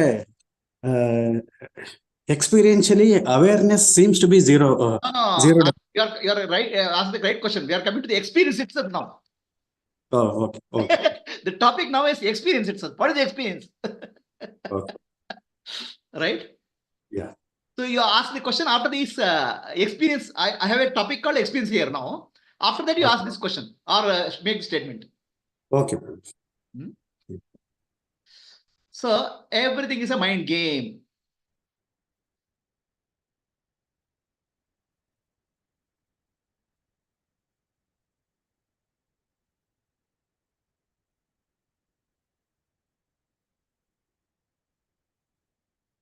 So now I'll take up a topic called intuitive perception, which is approach dhyana. And after that, I'll take something called experience. Intuitive apperception. Okay. Intuitive apperception, intuitive perception is there a difference?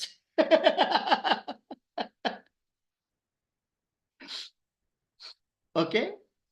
Intuitive apperception is called approach dhyana. Intuitive perception is parosha dhyana.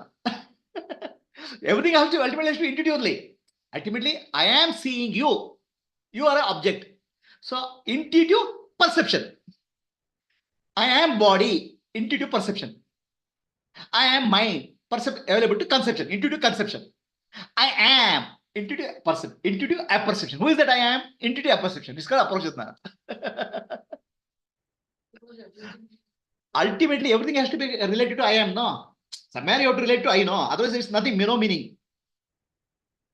The I am is what relates to everything. Object, perception, or subject, conception, or pure awareness, Brahman. So I am is the gateway. That's why I am the door. People, I am the gate. I am is the gate. People think that, okay, Krishna Bhagavan is the gate. So Krishna Bhagavan will run to Krishna Bhagavan. He is saying, I am gate. Aham. I am the way. I am the door. So here we have to use the word properly, English language. I am is the way. I am is the door. Otherwise you'll think that person is the door. Where is the door? No door. So intuitive apperception, aparoksha anubhuti in Kannada. So we have 5 sense organs: eye, ear, nose, tongue, and hand. These are 5 sensations: touch, sound, smell, taste, and form. Rupa, rasa, sparsha, shabda, gandha.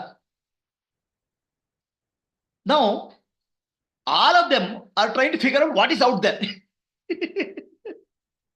None of them can figure out what is there out there. What is out there is Brahman, formless reality. So these 5 sense organs are trying to figure out what is the Brahman.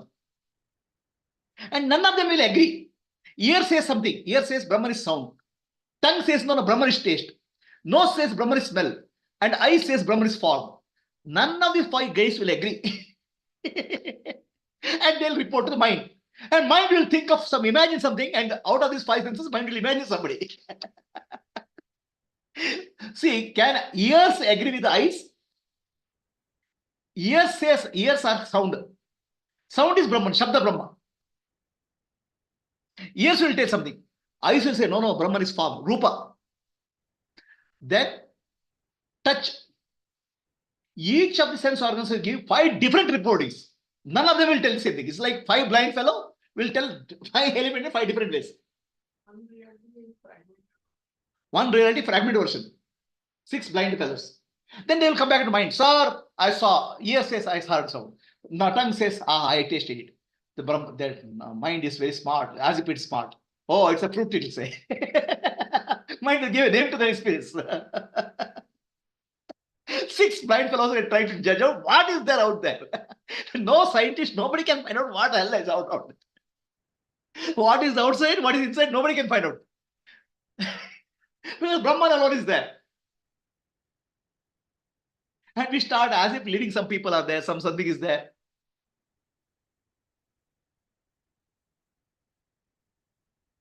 So any experience, when we call it experience, it involves one of the five sense organs, all the five sense organs. Touch, sound, smell, taste, and form is called experience, right? Do you call something else as experience? Experience means what is available through sense organs or something through mind. I'll remember something. Oh, this is my experience. Sense organs on the mind is what we call as experience. Is this clear? Is there something else called experience? So the entire body is filled of experience. Yeah, body is a field of experience.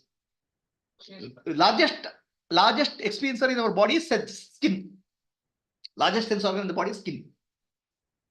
Kshetra. Body is the kshetra. Experience, field of experience. And there is no experience outside the body. Nothing, no experience is possible outside the body. You see the star is also experienced in the brain only. The entire world is experienced in the body only. Body is the kshetra, field of experience.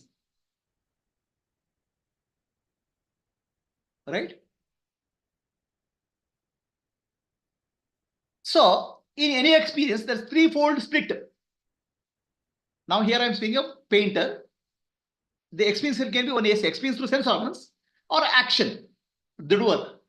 The painter, painting, and picture. The three things are there. Threefold split is there. The painter, painting, and picture. In any experience, experienced, experiencer, experiencing. Three things are there. Right? Threefold. Any experience has involves three things. Subject, object, and what connects subject and object. So there's a person, he is sitting, he is a painter, and there's a picture there, and he is painting. So anything you can describe in three terms. True. So a reality, what we call as reality, is absolute reality, supreme consciousness, Parabrahma. And Parabrahma is unconditioned experience. Everything is a conditioned experience. Unconditioned is no duality. The duality brings the condition, no? Seer and seen. There is no subject, no object. Unconditioned experience is called Parabrahma. Non-dual. You can't call it as experience, non-duality. It's an unconditioned experience. Everything is a conditioned experience.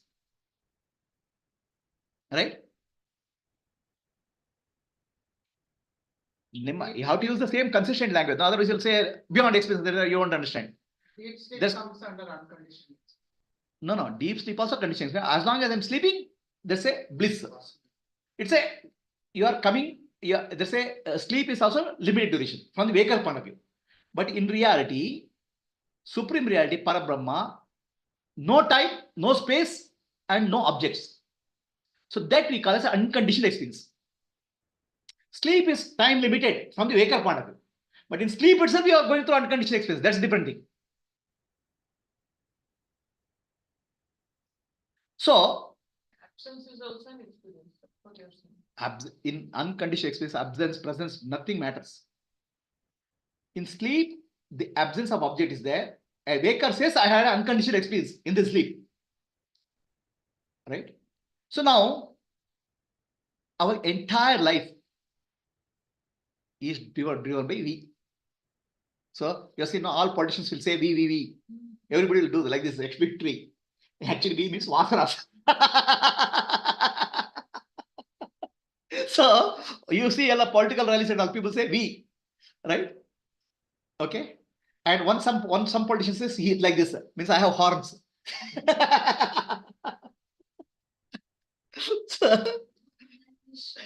So everybody shows like this, no? You see no election rallies and all. We says victory, we say actually is we is vasana. Our entire life and entire society is driven by vasana. Vasanas will become expression and expression become impression. That's all life is. This is completely mechanical, automated process. Vasanas will become vasana and samskara will become expression and they'll become impressions. Expression, impression, expression, impression. Life is a cycle like this. Expression, impression, expression, impression.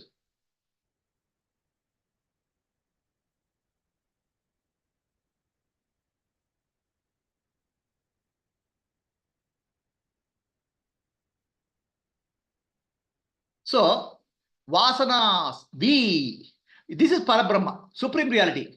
Supreme Reality is non-dual. Here is shown as Om. In fact, reality there is no other. Pure awareness. So that is alone is unconditioned experience. Every experience is conditioned. Time condition, space condition, or object condition. Unconditioned, you understand? Any experience, the most beautiful experience. They said ticket, no time, no. You go to a movie, very wonderful movie. After 3 hours, you have to go out of the day. Condition, time condition. Okay? I have to sit in the movie theater, space condition. And no, this movie is better than other movie. Object condition also. Only Parabrahma is unconditioned experience. There's no duality, there's no subject, there's no object. Okay, it doesn't end also, that experience. Right? So now, below this Parabrahma, everything is manifest reality. Conditioned experience.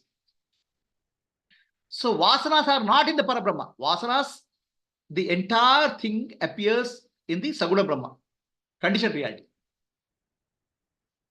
So now here I put a difference between Gnani and Adnani. So conditioned experience for Adnani starts from a basic root Adnana called I am body. In fact, I am is pointing to Brahman. Instead of that, he looks at like this. He looks at the body and the mind, thinks that I am body, whereas I am is pointing to Parabrahman. Is it clear? I am is the character. I am is the gate. I am is the path. But I am is pointed wrongly by the I am is pointed to. You are using it as exit gate instead of entry gate. So I am is the gate. I am is the path. Okay. To mukti, liberation. But you will use it as for entry into samsara. I am is used for entry into samsara.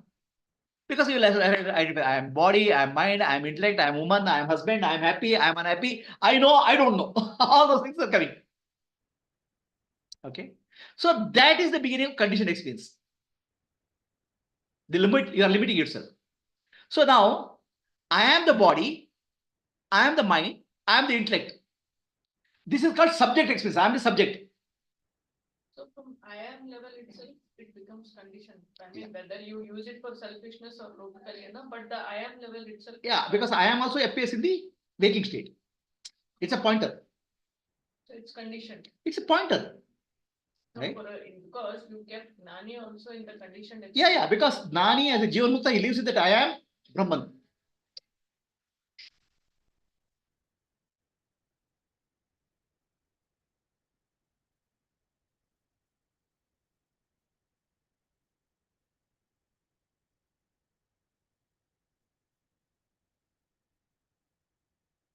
Okay, so now conditioned experience starts here. Conditioned experience is called Saguna Brahma. Unconditioned experience is called Nirguna Brahma, Parabrahma.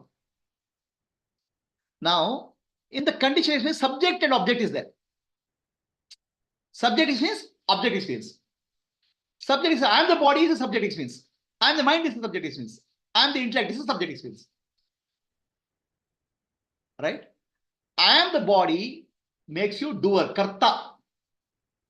I am the mind makes you bhokta. I am the intellect makes you gnata. Karta, bhokta, gnata is subject experience. I am the doer, knower, enjoyer. Right? So now, body becomes a perceiver of objects. Perceiver means you can perceive through sense organs. Touch, sound, smell, taste. And it becomes object experience when you perceive object. It can be touch, sound, smell, taste is a perceived object. So subject experience and object experience is there. Then there's an action between the object and subject. Action between object and subject is perception. Right? So mind is the feeler. Okay? Object experience is emotions. Emotions come out. Anger, fear, all those things. And intellect is a thinker. Intellect takes the role of a thinker. And object is thoughts. So there's a subject experience, action experience also. Action is also experience. And object experience. So These are all in the domain of conditioned experience. Correct? Now, the beauty is our mind will start thinking, I'm going through conditioned experience. I want to go to unconditioned experience. In reality, unconditioned experience is having now. You are not able to recognize it. So we think that Parabrahma is separate. Parabrahma is there, all the experiences. No, yoga. I want to get to Parabrahma. I want to go there. So that means you are actually conditioned experience. You are going to another conditioned experience called Samadhi. Guruji, in the non-dual state, how can there be experience? Because experience. Which is non-dual state? Subject and. Which is non-dual? No. See, in the same language is told. I can leave it blank also. In the same language of what is to tell you, give a contrast between other experiences, I'm giving this thing. There's no time limitation, there's no space limitation, there's no object limitation. That's what I'm trying to tell you. There is no subject object. That's why it's called unconditioned. The I mean, conditioned No existence. conditions apply. Unconditioned experience doesn't. That's what To give a contrast here, I have to use the same language. Unconditioned is not. Okay. So language usually is experience. I'm saying because I want enlightenment experience now. So enlightenment experience is unconditioned experience. What is unconditional? You'll find out. Because always we are seeking for experience. Enlightenment experience I want. Liberation experience I want. So you are always speaking language of experience. That's why I'm speaking language of experience for you.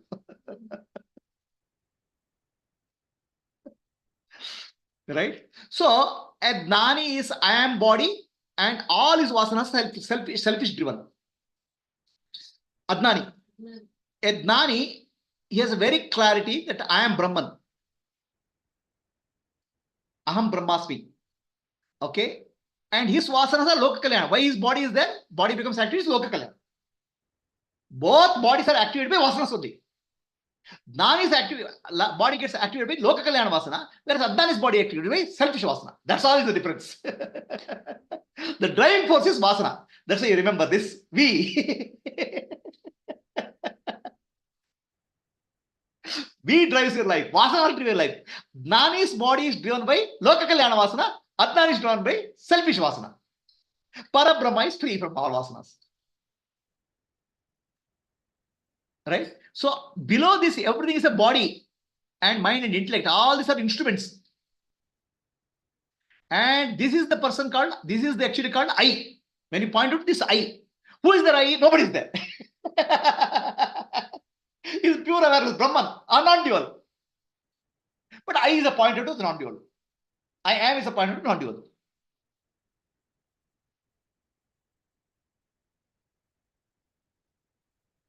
Is it clear? And here, vasanas and samskaras become impression and expression. Cycle, it goes on and so on. This is called punarapi jananam, punarapi maranam, punarapi janani, generation. We keep on going. Why? Because you have identified the I am the body, I am the mind, I am the intellect. I am is identified the object. I am is identified as pure subject, you are free. You are identifying I am with the pure subject, you are called Aham Brahmasmi. I am that I am is pure I am, pure I. Right? If you identify the object, you are in samsara. If you identify subject, you are in nirvana, mukti.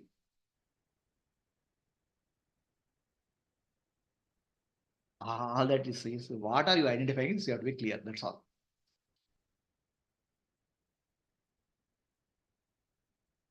Simple, nothing else is just your identification.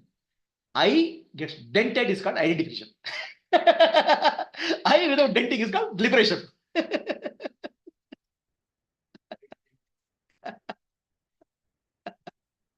I write it down somewhere. I will forget it.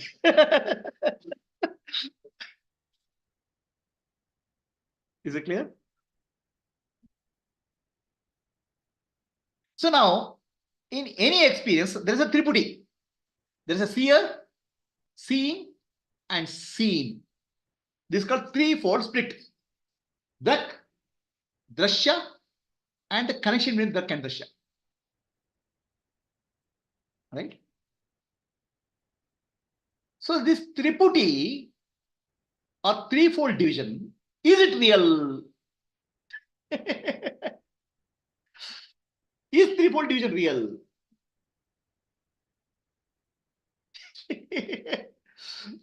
I'll tell you. That is mithya. Tripudi is mithya. Tripudi is mithya. Let us say, you are in a dark room. Okay, listen carefully. You are in a dark room. Can you say you have eyes? Can you tell that there is eyes? Eyes, presence of eyes is known only when the object is there. You don't know whether you have eyes or not. So presence of eyes is possible when the object is there. That means eyes and object appear together. Light means object, yeah, some object. Listen carefully. When you are in a dark room, okay, you are born in a dark room. Will you ever able to find out I have eyes? You cannot see anything, no. If you cannot see anything, you can't know whether you have eyes or not. If you can't know your eyes or not, the eyes are as good as absent. That means eyes and seen, seer and seen appears together.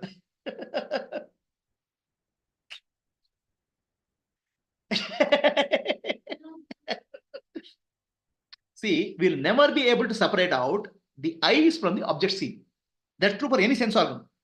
Let us say you are put in a chamber where there's no sound is coming. Let us say you are born in a chamber where there's no sound is coming. You will never know whether you have ears or not. You may touch and feel some instrument is there, but you will never know ears are there. Ears are there is known only when the sound is there. That means object and subject appear together.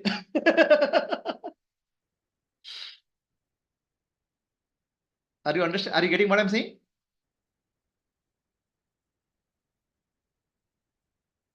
Subject, we have a subject, experiencer, and object, experienced.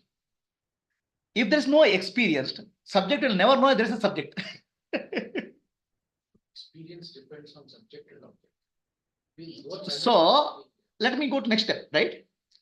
What connects the subject and object is the experience. So there's no Tripudi, subject and object is not there, only experience is there. Tripudi is not there, only one experience is there. Are you getting the logic? So we have a threefold division: subject, object, and experience. That is created by our mind, intellect, our computer. In reality, only experience is there because experience comes to the subject and object. In experience, subject and object is both are there. Got it? The subject and object is name given. In reality, subject and object appear together.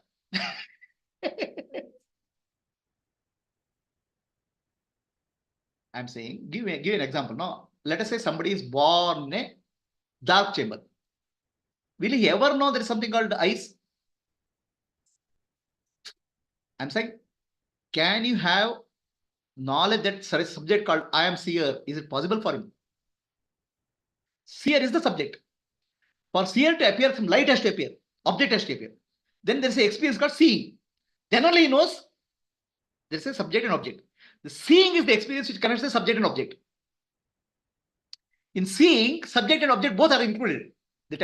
Seeing appears, then only the subject and object is there. So threefold division is false. Only one this very experience is there. Is it clear to you? Seeing come and then the object comes, everything is simultaneous. You have to listen to me, what I'm trying to say very clearly. What I'm trying to point out. We think that there's subject independent of object. Okay? Subject, we have an illusion that subject is independent of object. What I'm trying to point is subject and object appear together. I'm trying to point out. Why? Objects are appearing together. One of them becomes subject. Don't bring that, no. You call, let's start with the common man's language. I am the subject and there's an object. I am the seer and there's a scene. So there's a common man's language, there's a Tripudi. If you go to Vedanta, there's no there. Nobody's there. We are not going straight there. I'm saying in the Vyavahara level, there is subject, there is an object. Subject and object are connected through seeing, touching, feeling, tasting, sensations. Correct, no? So, actually, there's no subject object, only sensation is there. Because if there's no sensation, there's no subject object, you can't even know. Right? So, there's an illusion of there is three. In reality, there's only one which is experiencing. Correct? There should be a knowing of the sensation. Don't jump to conclusion. No, I'm trying to go step by step. Right now, I'm trying to prove you there's nothing called independently, there is called subject and object. Subject and object together appear in experiencing. Both in present positive experience and negative experience. Whatever is that. Subject and object appear together. Okay. So is there this called duality or non-duality? Non-duality is such a big concept. We have an illusion of the independent subject, and in the object is there. Okay. What you don't understand is the subject and object are both are connected to experience. So there's no threefold subject, object, and experience. It's only experience is there all the time. Guruji, Right? you also give the example of the tree falling in a forest when there is no perceiver. Yes. So I give today another example. You are born in a dark room. Will you ever know there is some ice, something called ice? Because to know that there is ice, you need an object there.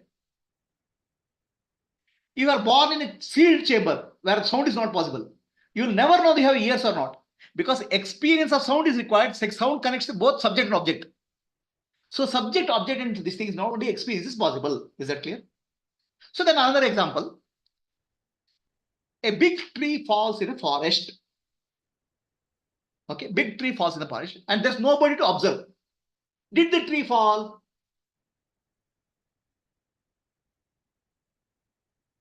Tree to fall, there is a subject required to experience. But subject and object come together, there's an experience of tree falling is there. Then only tree falls. So tree didn't fall. Right? A conscious entity is required. At the same time, an object is required, then only is possible. So is consciousness separate from the object? That's why all experiences, there's nothing called objective experience. All experiences rise and fall in consciousness. Objective experience. Neither there is subject. Mark my word very carefully. Subject, object I have dropped. There's only experience which rise and fall in consciousness. I'm not using subject, object also now. And all experiences are temporary. Because they are temporary, they are mithya. Then what is the experience which all the time is there? Knowing is there. Knowing is the experience, all the time is there. In the presence of experience and the absence of experience. Knowing is the only real experience all the time. And knowing is Brahman. Now where is your problem? All the time Brahman only is there. Huh? Where am I to have a problem? In the whole picture, we are not there. Tripudi is mithya, unreal. What is the meaning of mithya? Rises and falls. Understand? What appears and disappears is called mithya. Right? Sound appears and disappears. And with the sound, object also appears and disappears. Seeing object appears and disappears. Touching object appears and disappears. Subject and object appear together. Otherwise, there's no experience possible. So experience alone is there. And every experience is time limited. Right? What is time limited is not real. Appears and disappears. So how many experiences are there in life? I told you, experience means touch, sound, smell, taste, and form. No experience is permanent. Early experiences appear and disappear. But what is there? Sound appears, I know. Sound disappears, I know. Touch appears, I know. Taste appears, I know. Touch disappears, I know. Knowing is the only conscious experience all the time. Does knowing depend on the knower object? Touch, sound, smell, and taste depends on the object. Does knowing depend on the object? Knowing is there in the presence of the object and in the presence of absence of the object. It's an Anvaya Vyatireka. Everything else is only possible in the presence, not possible in the absence. Seeing is possible in the presence of object. Hearing is possible in the presence of sound. But knowing is possible in the absence of anything and presence of everything. Presence and absence, only knowing is there. The knowing is the only real experience. Everything else is false experience. I want spiritual experience. I want spiritual experience. What is spiritual experience? I want to see loud sound, light sound on music. That's a conditioned experience. Appears and disappears. Mithya. No, I want to see God in front of me. Conditioned experience, mithya. Knowing principle, I am. Always there. God is present in front of me, absent in front of me. Light is there, light is not there. I am. Knowing principle, awareness, Atma Jyoti, always is there. There's only reality is Atma Jyoti. Illumination. You think I have given name like just like that, Atma Jyoti Satsang, Light as a foundation? There's the only principle you have to know in life, spirituality. So knowing principle, illumination principle always is there. Presence of object, object. But sense organs, you'll never know subject and object unless object comes in picture. They are conditioned experiences. What is conditioned? Object is required for you to experience something. Awareness. No object is required. It's self-limiting. Antar Jyotihi, Bahir Jyotihi, Pratyak Jyotihi, Paratpara, Jyotireva Jyotihi, Swayam Jyotihi, Atma Jyotihi, Shivasmiham. Bahir Jyotihi means it illuminates the outer world. The moment it eliminates the subject and object together. Outer world is object, earth, the whole universe. So subject and object, sense organs, touch, sound and smell, taste, connect subject and object. So you eliminate all the experience in the outer object. Experience rise and fall, but awareness doesn't go. That's called Bahir Jyoti. Antar Jyoti means thoughts and feelings and emotions rise and fall in the mind. Eliminates. Okay. So thoughts will rise. Where is subject and object here? Thoughts, feelings and emotions. Thoughts, of course, will come when the outer object is there. But inner, let's say memory. Memory is the object. Okay. So memory and one who recalls the memory. Subject is ego. So subject object is there. Subject object is eliminated by in the process of thinking. Feeling. Experiencing is eliminated by the Antar Jyoti. Pratyak Jyoti. There's nothing is there. No experience is there. No experience also eliminated by Pratyak Jyoti. So that's why it's unconditioned experience. Atma Jyoti is the unconditioned experience. You have taken very lightly this Atma. Some name is given like corporation name. It's not like that. It's a fundamental reality. Absolute reality is called Atma Jyoti. This Pratyak Jyoti and Atma Jyoti are same. Atma Jyoti only eliminates the outer world, is called Bahir Jyoti. When it eliminates the perception, it's called Bahir Jyoti. When it is conception, it's called Antar Jyoti. When it eliminates nothing is present, is called Pratyak Jyoti. When it eliminates, nothing is there. Nothing is there is deep sleep. It's called Pratyak Jyoti. Okay.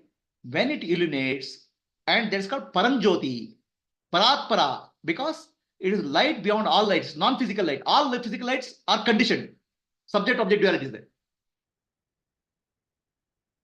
And it's Swayam Jyoti. All lights will require on and off. Atma Jyoti doesn't require light and on and off. No. No.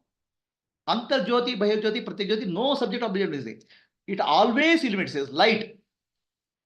But because it's eliminated outer world, it's called Bahir Jyoti. That's what you're saying, outer and inner. That's for your language, yeah. You have outer and inner. Atma Jyoti has no outer and inner. Atma Jyoti alone exists. Where is the outer and inner for that? For Atma Jyoti, nothing else exists. For your language, you have a subject object experience. I am saying outer experience is called perception is eliminated by Bahir Jyoti. Conception is eliminated by Antar Jyoti. Intuition is eliminated by Antar Jyoti. Nothing is present is called Pratyak Jyoti. And that is Paratpara, supreme light. Param Jyoti. And it is self-luminous. Every other light is on and off. Have you taken the Atma Jyoti, which is light? Have you taken it so lightly? Since Guruji has no business, he kept on calling Atma Jyoti. He doesn't know anything else. It is the light. Don't take it lightly. Atma Jyoti is the only realization is possible. It is the Param Jyoti, supreme light.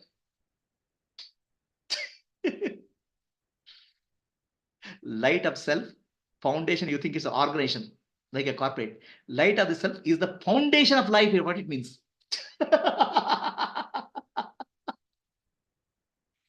It is the foundation of whole existence. You see here in this picture?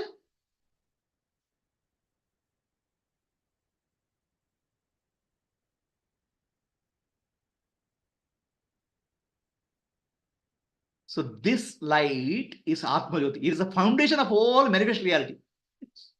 When I say light as a foundation, you think it's some people are coming together. Light as a self foundation means this one. It is the foundation of life. This is the Atma Jyoti.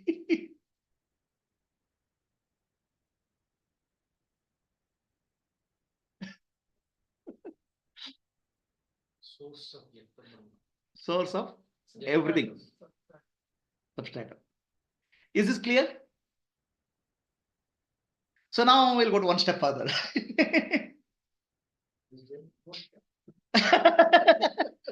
So, any experience has, I'll explain this way, okay? Any experience rises and falls in conflict.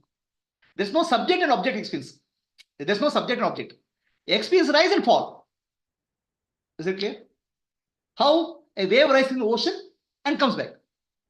Nothing happens to water. Nothing happens to Atma Jyoti. In the Atma Jyoti, experience rise. What is the experience we call? Touch, sound, smell, taste, and fall. And thought. Rise and fall. The subject and object is not there in any experience. Subject and object appear together. That's why I keep on telling you, when in morning you wake up, the body and the world appear together. You think that I woke up in Bangalore. Bangalore and body appear together.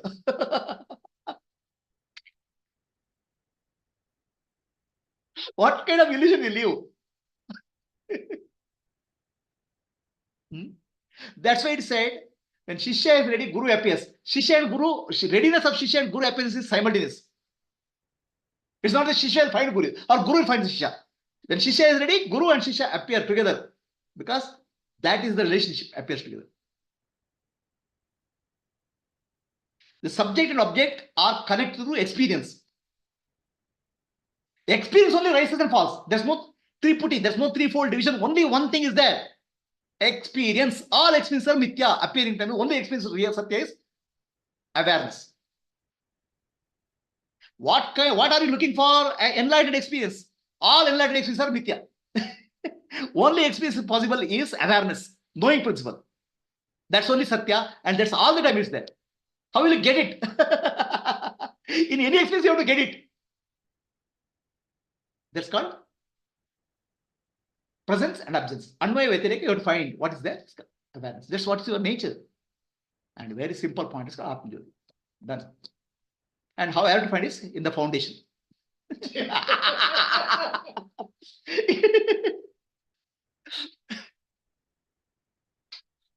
Right? So, okay. Any experience, let us take the experience of a child. Child has no naming process, no memory. The experience of child is simple, pure. So child has a sound coming, sound going. Sound rises and falls in the consciousness of child. Touch rises and falls. He doesn't know who, I and the other. The subject object doesn't come. Subject object comes only with the naming. No naming, no subject object. Suppose I do some surgery and remove your memory from your, then no subject object, only experience rise and fall. Right? So child's experience is nameless experience. All our other experience also nameless. When you see an object, experience rises. In that experience, subject and object is one. No duality. It's oneness experience. All experiences are oneness experience. I want a oneness experience. What is oneness experience you want? There's no oneness experience. All experiences are oneness only. All experiences are when subject and object become one.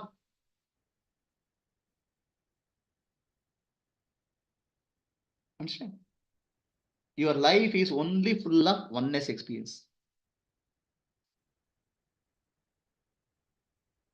That oneness experience is called Sayujya.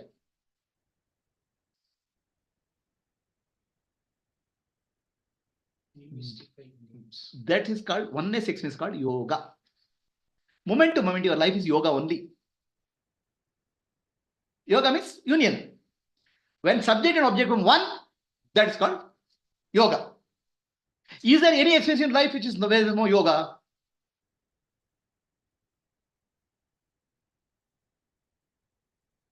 Yoga is oneness. Roga is naming of that oneness. You start naming it. Any experience begins with the yoga. Means union. Subject and object become one. That's called experience, touch, sound, smell, taste, and form. Immediately, the attention shifts to mind. When the attention goes, there's experience. Attention goes to object, there's an experience. No subject and object.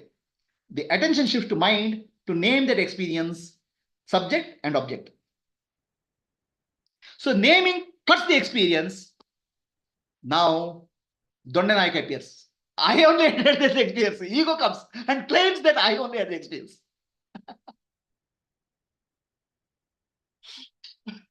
Who is this ego? It is going to memory. And memory is pulling out all the records. This person has seen this, this person is suffering. Okay, now a joyful experience is coming. So it's adding one more story. The ego is building a story. The storyteller is coming. And storyteller was not there when the experience is happening.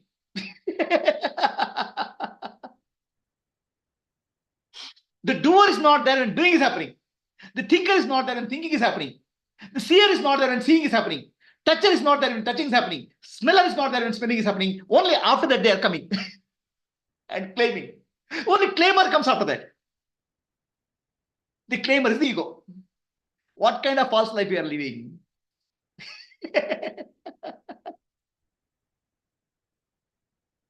Are you getting what I'm saying? Yes. Are you understanding what I'm saying? See, that's experiencing of a, let's say I see this fruit. The seeing is there. In seeing fruit and eyes are one. Right? Now immediately attention shifts from seeing. It shifts to mind. Oh, this is a fruit. And I am seeing. Who is this I am? This is Prabhuji. So 61-year-old. All the data comes from memory. Okay. Now I saw this fruit. This I is nothing but a memory data bank. And this data bank was not there in seeing. Ego was not there in seeing. That comes and claims and adds one more experience.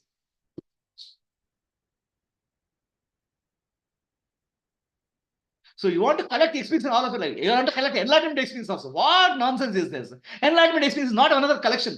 Ego wants one enlightenment experience also to this degree. Like I want a BA, LLB, MBA, some 10 degrees. No, I want enlightenment experience also. You cannot add enlightenment experience to your biodata. Ego cannot have. If ego is there, enlightenment experience is not there. If ego is there, enlightenment ego wants one more experience also. I want enlightenment experience. No, ego wants I want oneness experience. When oneness experience is, the ego is not there. When ego is there, oneness experience is not there.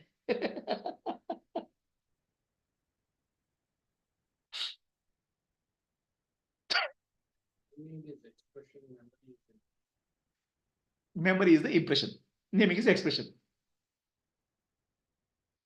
The moment naming happens, your experience gets cut into three. Earlier, your experience only is there. Experience becomes three. Seeing, seer, and seeing. It becomes Tripudi. But Tripudi is not a reality. Tripudi is afterthought. Afterwards it has happened. So all our experiences are yoga only. So in Panchanga, you have heard Panchanga? 5 aspects of Tithi, Vara, Nakshatra, Yoga, Karana. Tithi, Vara, Nakshatra, Yoga, Karana. Yoga means moment to moment you live in oneness is called yoga. People think it's a Panchanga means something to refer. Tithi, Vara, Nakshatra, they refer to stars. And you live in yoga. And you live in Karana, means doing. Tithi refers to, yoga means experiencing. Karana means doing. Doing and experiencing, there's no duality. In the world, which is the three. So, Tithi, Vara, Nakshatra. Tithi, Vara, Nakshatra refers to external world. But your life is yoga and Karana. Yoga means oneness. Karana means doing. That is the ego here. Enlightened action. Enlightened action. That's called Panchanga. See, the time, Pancha Anga means 5 aspects of time. 5 aspects of time. Right? Tithi, Vara, Nakshatra. They are external events. Finally, your experience as a subject, yoga and karana. Yoga means oneness and karana is doing. There's no place for ego. These two are not related to time, right? Yoga and karma. For you have a time. For your concept, you have a time. Okay, I want to do this at exactly right time. What is Shubha Muhurta? Shubha Yoga. Right? You have a concept of time. But Panchanga in reality tells there's no time. You are living in timeless. You are living in yoga all the time. But still you want to have time, they'll give you time. Karana means doing. There's no doer, only doing is there.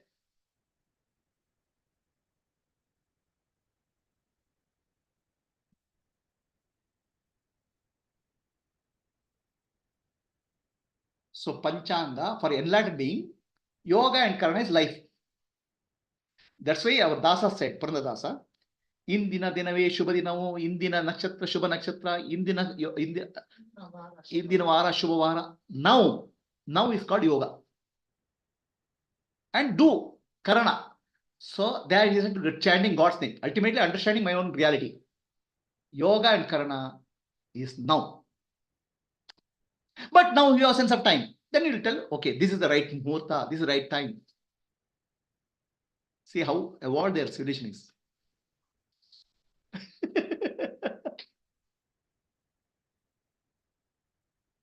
Okay. So for a child, all experiences are nameless.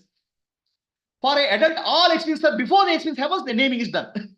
Experience is cut. You don't live in reality at all. You'll reveal only Triputi. For Gnani, all experiences are nameless.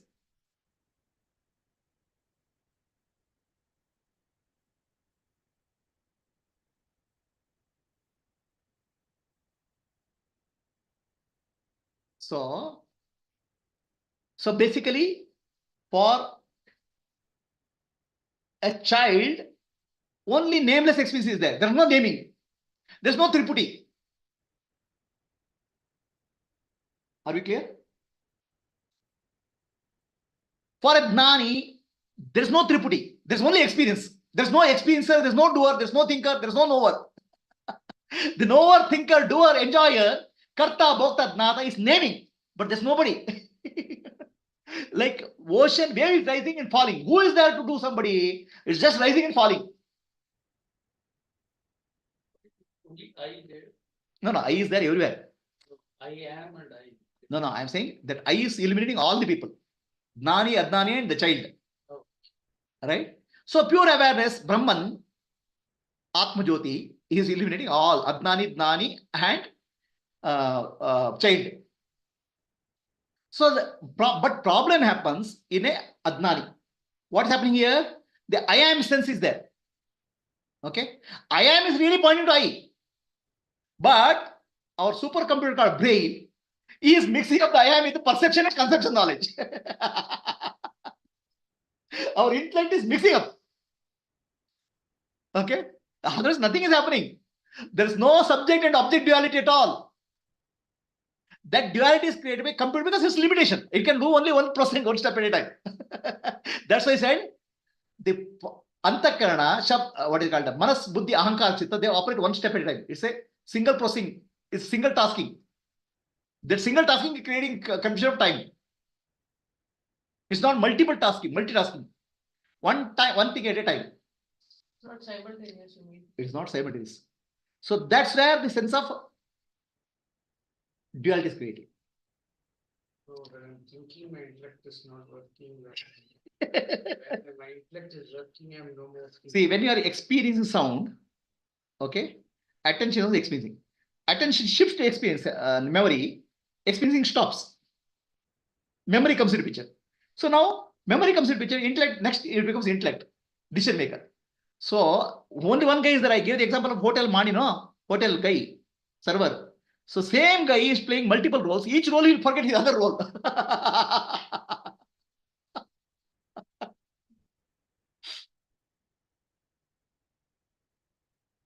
So this superimposition is happening in the intellect. Rope is confused as snake by the intellect. Snake is coming from memory. Rope is the present moment. All experiences are in the present moment. So all our experiences, whether fruit or vegetable or flower or music, everything is in the present moment. There's no naming. The moment naming comes, threefold division comes, Tripudi. And when threefold division is there, there's no experience.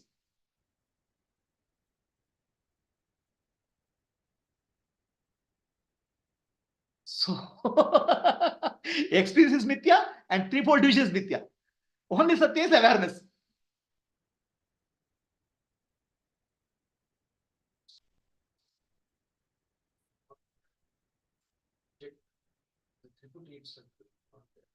There's only real experience all the time. Yoga is only there all the time. Okay? For a child, there's no doer, there's no enjoyer, there's no knower, there's no thinker. For a Gnani, there's no doer, there's no thinker, no enjoyer, because all experience is the present moment.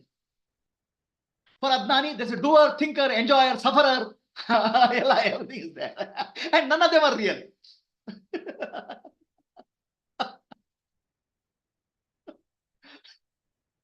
They are all conceptions, superimpositions. Adhyasa.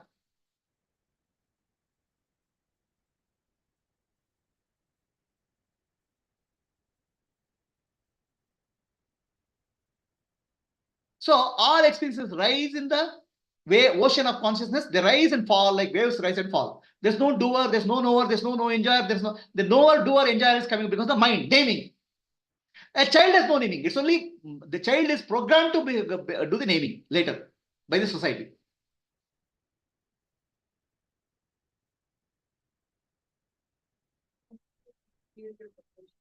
Subject is created by the child. First, mother comes, Chinna, Putta. He'll create a child.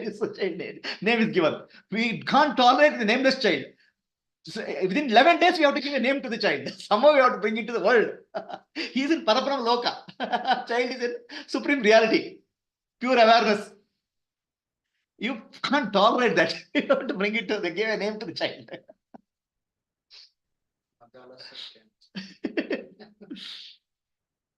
So basically, the knowledge or the intellect has a perceptual knowledge, conceptual knowledge, and intuitive. All these things get mixed up in the intellect because the intellect is not able to discriminate. And what is the solution? A proper discrimination. How do you learn the proper discrimination? Vedanta, Shravana, Manana, just understand things, then intellect will organize things properly. That's all. Nothing else is possible. Huh?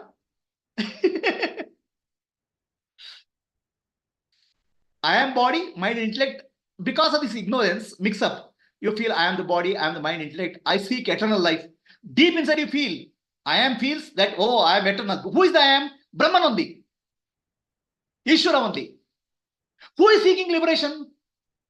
Ishvara only is seeking liberation through you. Shiva has taken the form of Jiva. Shiva is seeking liberation through Jiva. You think that I am the ego finding liberation. How?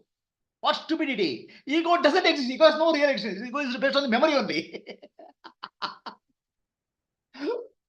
God only is functioning through you. God only is doing sadhana through you. God only is making things work through you. God only is functioning through all of you. And God only is seeking liberation through you. You are just the instrument.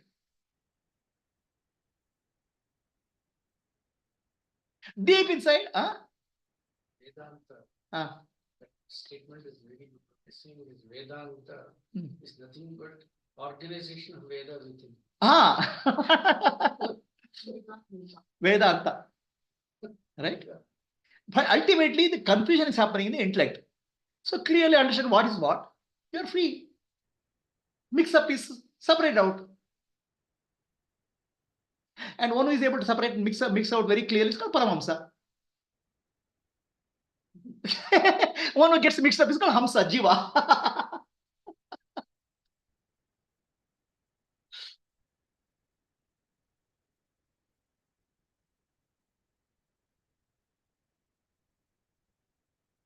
See, the jiva or ego has no existence at all, real existence. It's only based on memory.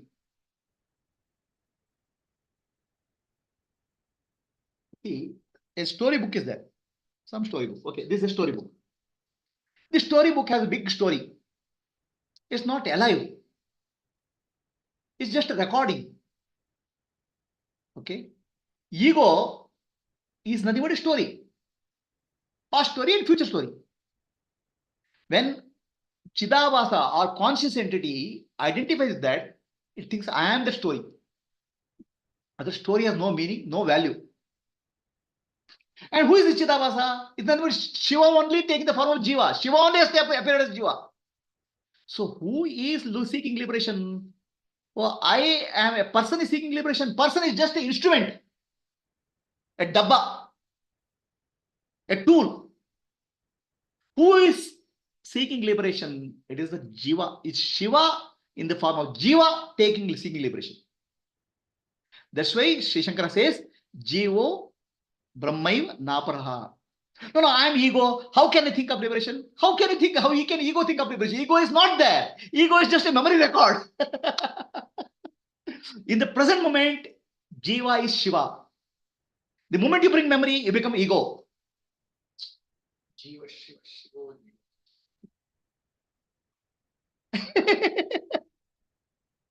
Who is seeking liberation? Shiva is feeling uncomfortable in the present moment. Limited. Okay. Why is limited? Not in the experience. In the experience, there's always oneness. Shiva and Shakti become one in all experiences. The moment memory comes in picture, ego comes in picture, there's a limitation comes in picture because Tripudi comes in picture. The Shiva, who has taken the form of Jiva, feels very uncomfortable. Limitation is there. I want to get rid of limitation because Shiva knows he is infinite. Sat Achit Ananda Swarupa. That's why there's a deep craving in all of us. What? Eternal life. I want to live forever. Repair the body, repair the mind, repair everything what is possible, repair husband, repair wife. Somewhere I have to prolong my identity. Because my identity I confuse with the body. The confusion is happening with the intellect, mixed up. The computer is missing, misbehaving. So that's why instead of trying to find out who am I, it tries to repair body. Go to the doctor, go to surgery, do something. Bodily existence you are perpetuating without realizing that I am is already eternal life. Then you want infinite knowledge. Oh, I want to study this, I want to study that, I want to study that, I want to study that. The computer for ego, knowledge means accumulation of data. For Shiva or Paramatma, knowledge means I don't have to know anything.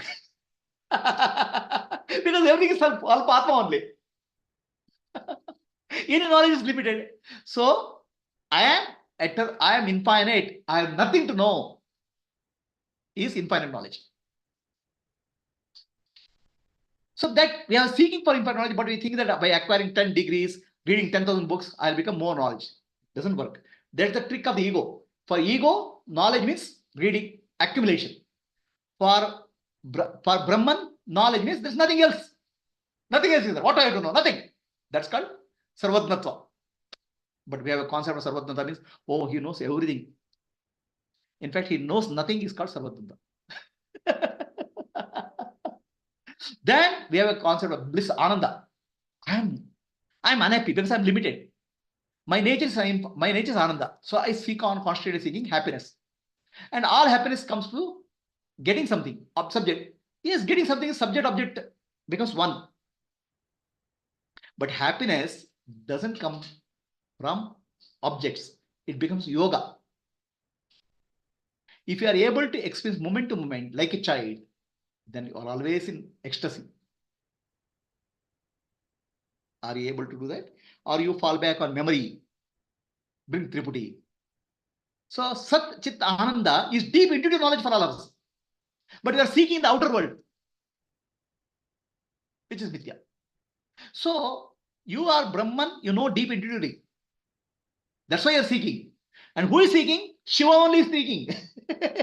You think I am seeking. I, the personality, is seeking. How? In enlightenment, there's no personality. In fact, now also you are not a person. So all that you have to realize is ನಾನು ನಾನೆಂಬುದು ನಾನಲ್ಲ, ಈ ದೇಹ ಮನ ಬುದ್ಧಿ ನಾನಲ್ಲ, ಸಚಿದಾನಂದಾತ್ಮ ಶಿವನಾನ್ನಾನಿ, ಶಿವೋಹಂ ಶಿವೋಹಂ ಶಿವೋಹಂ. Too many sentences, no? Just say, I am Atma Jyoti. Finished.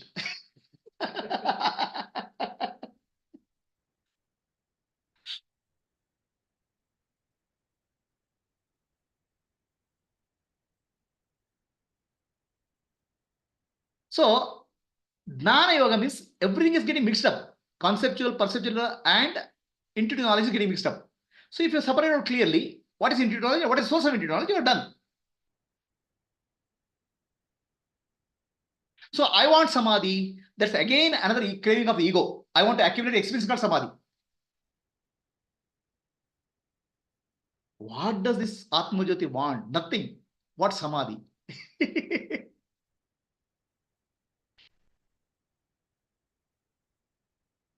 So, this whole process in Vedanta is called Neti, Neti, Neti.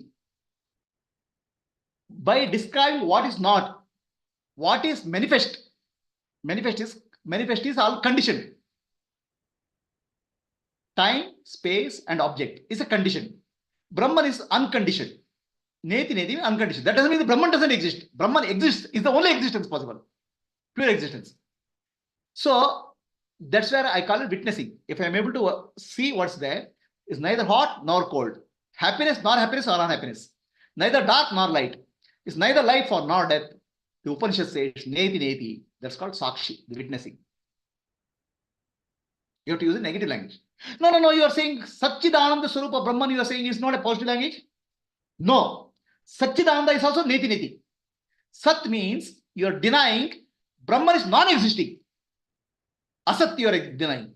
Chit means you are denying Achit. Brahman is non-conscious. Ananda means you are denying Brahman is limited. So it's a negative language, Satchidananda. So Advaita is a negative language. No Dvaita. It doesn't say oneness. Oneness is possible only in the material, manifest world. Oneness is called yoga. Moment to moment you have to live in yoga. Actually, moment to moment you are in yoga. But very often you go to roga, memory.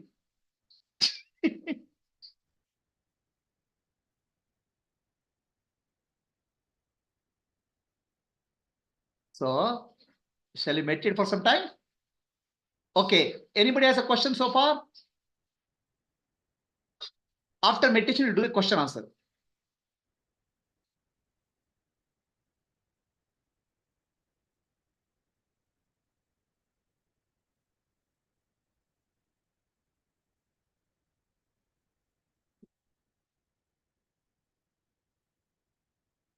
Sit silently.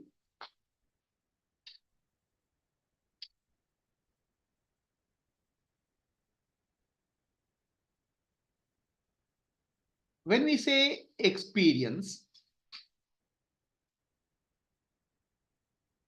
experience is touch, sound, smell, and taste, and form. This is what we call as experience or thought.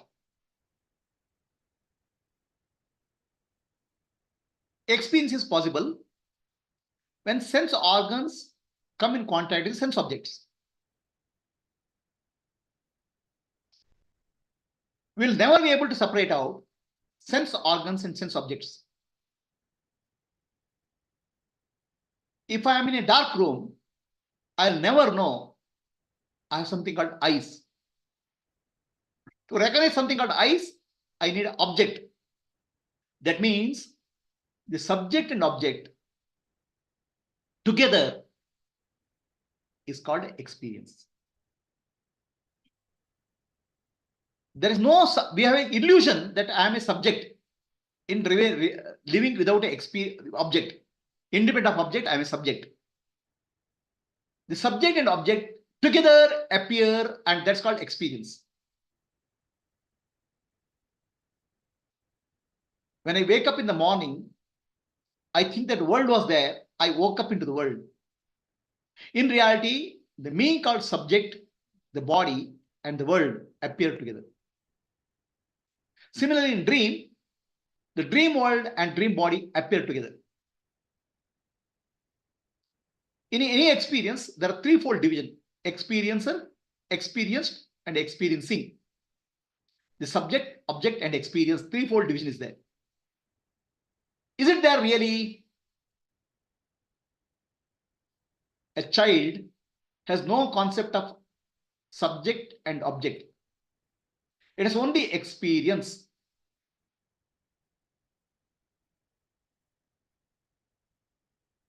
All experiences are nameless experiences. All experiences are called yoga. Yoga means union. All experiences are oneness. Subject and object become one momentarily. That's called yoga. Moment to moment, our life is yoga. We live in yoga. In experience, there's no subject and object. Only experience is there. Experience connects the subject and object. That's why there's no subject and object. The child is living all the time in experience. Experience are 5 types: touch, sound, smell, and taste, and form. These experiences appear and disappear in consciousness, just like wave rises in the ocean and goes back. When wave rises in the ocean, there's no doer. There's no somebody who is creating the waves. Wave rises and falls back. Similarly, in all our experiences, there's no experiencer. There's only experiencing. There's no doer, there's no enjoyer, there's no knower. Simply there's experiencing.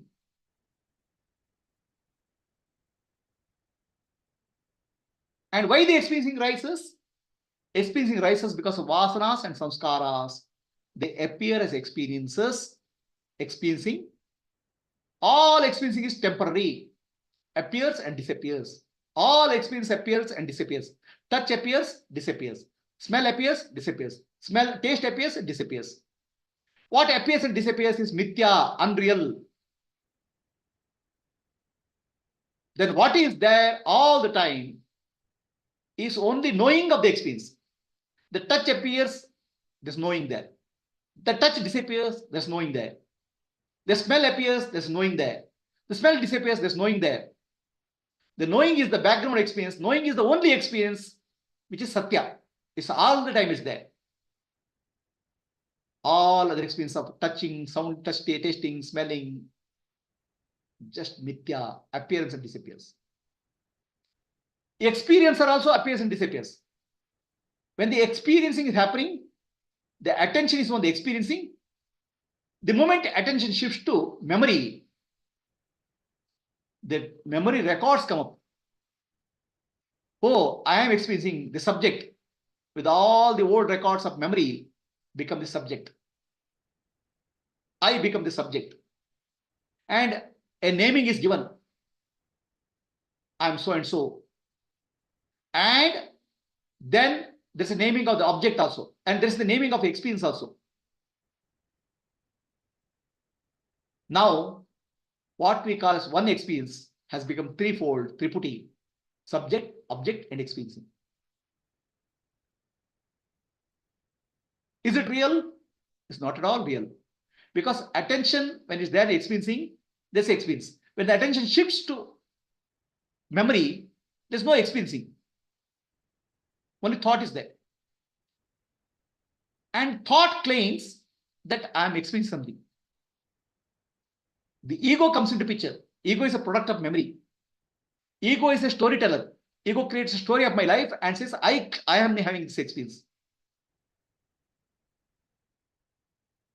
Ego is just a claimer. Ego is not a doer, not a knower, not an enjoyer.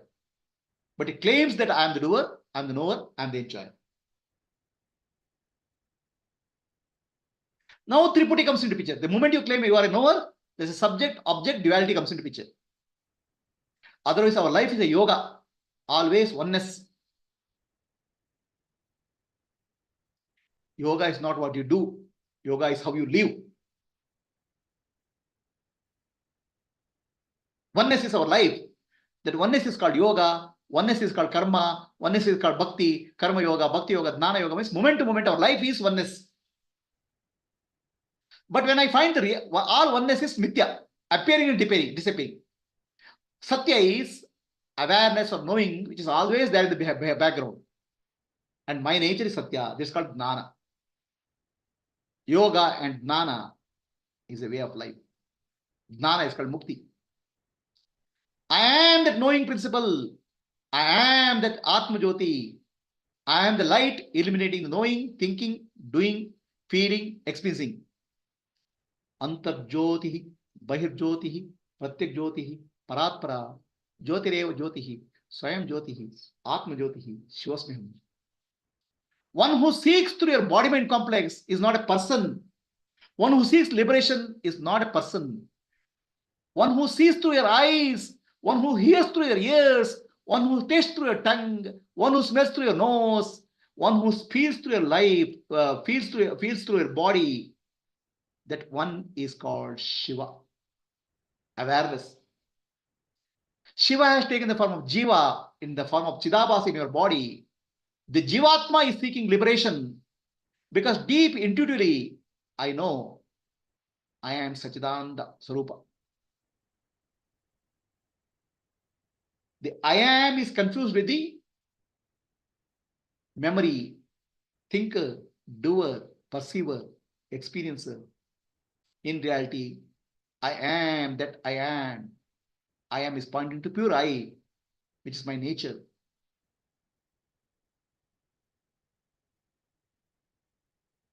Unconditioned experience, eternal bliss is my nature.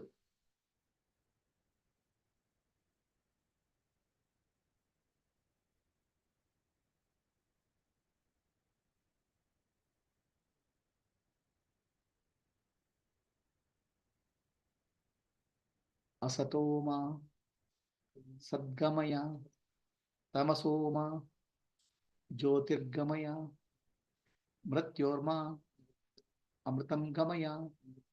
Om Shanti, Shanti, Shantihi, Nanembudu, Nanalla, Ideha, Manabuddhi, Nanalla, Sachidanandatma, Shivanannani, Shivoham, Shivoham, Shivoham, Purnamadaha, Purnamidam, Purna, Purnamuduchyate, Purnasya, Purnamadaya, Purnamevavashishyate. Om Shanti, Shanti, Shantihi, Antar Jyotihi, Bahir Jyotihi, Pratyak Jyotihi, Paratpara, Jyotireva Jyotihi, Swayam Jyotihi, Atma Jyotihi, Shivosmiham. Lokaha Samastaha, Sukhino Bhavantu, Lokaha Samastaha, Sukhino Bhavantu, Lokaha Samastaha, Sukhino Bhavantu. Harihi Om, Shri Gurubhyo Namaha, Harihi Om. Rub your hands, give one to the eyes, slowly open your eyes. Now, anybody has a question? You can ask. Somebody was speaking of experience. Can you speak? Can you tell me? Prabhuji, this is about so when thoughts are absent, awareness is zero dimension. When I see the world, it is 3 dimension, and I also experience 1 dimension time. Okay. So is my observation correct, Prabhuji? See, just now you listened to the experience question, right? Yes. So who is this I?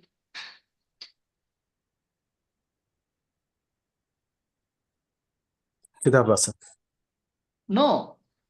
See, Chidabhasa is a ego. It appears in the morning, it disappears, right? Chidabhasa itself cannot do anything.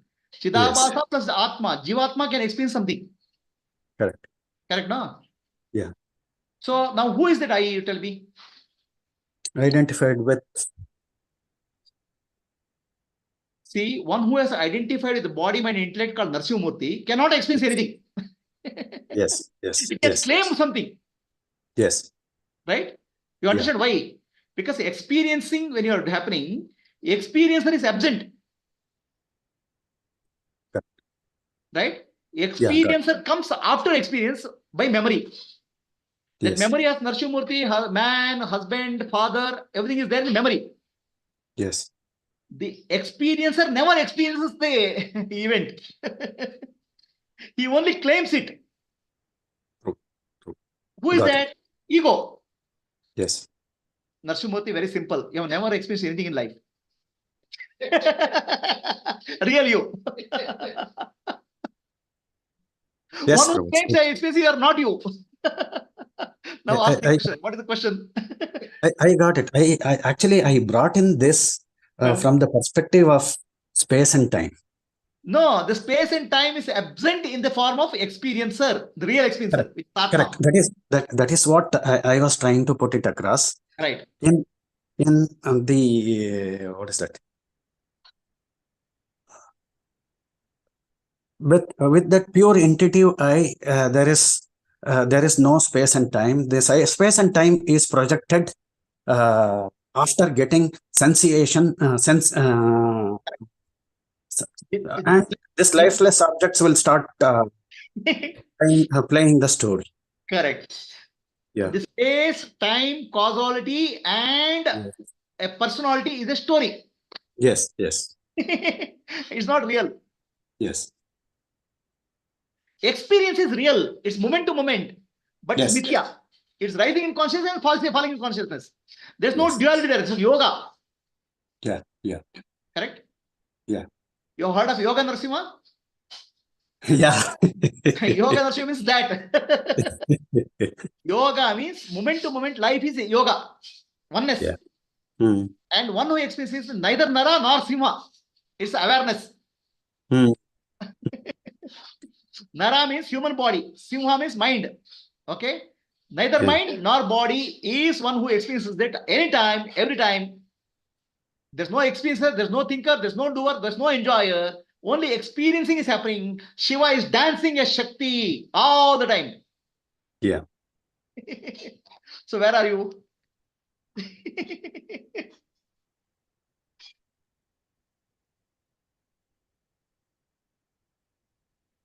I am undisturbed. You actually undisturbed also is negative. It's, none of this matters to you. Real life. That's called Atma Jyoti, awareness, Brahma Jyoti, Paran Jyoti, all mean same thing. Para Brahma means same thing. Yes. Yeah. Any questions, So, Purnima, Satyavati, Katyayani, Manasa Bhatt, Gayatri? No questions, Prabhuji. Was it clear? So clear. No questions, Guruji. Yes, Gayatri, are you clear what I said? You have Yes, described Maya in so many ways. Who is Gayatri? Shiva. So Gayatri is a storyline. So Gayatri is real Gayatri. One who is beyond three, Sattva, Rajas, Tamas. One who is beyond three gunas, Sattva guna, Rajoguna, Tamoguna. One who is beyond waking state, dream state, deep sleep state is Gayatri. That's the awareness, that's the light, that's called Atma Jyoti. Now whom I am talking to?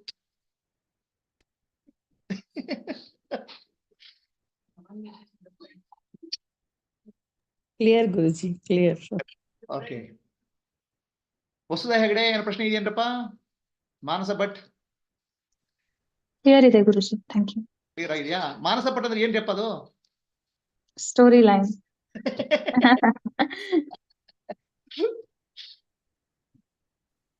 Hari Om Prabhuji. Hari Om Vasu. Prabhuji, referring to this exposition, in experience, there is no experiencer. And the one who claims is not the true experiencer. Brahman cannot experience because he is non-dual. Right. So experience is only an event that rises and falls in consciousness. Ashte alva, Prabhuji. And that is also dream, mithya. That is mithya. Yeah. So basically nothing is happening. Huh. So just the Triputi, the split into Triputi is only for the purposes of separating out the seer and seen, to say that we have to disidentify from this changing experience, not to identify. Triputi is required for drama in the world. Drama. Tomorrow morning you have to get up and you have to become husband, otherwise you'll be kicked out. Triputi is very required. Triputi is useful. Therefore, the experiencer is not there at all. Is that what? There's no experiencer, there's no doer, there's no enjoyer, there's no thinker, there's nobody. Only Parabrahma. Parabrahma is not somebody.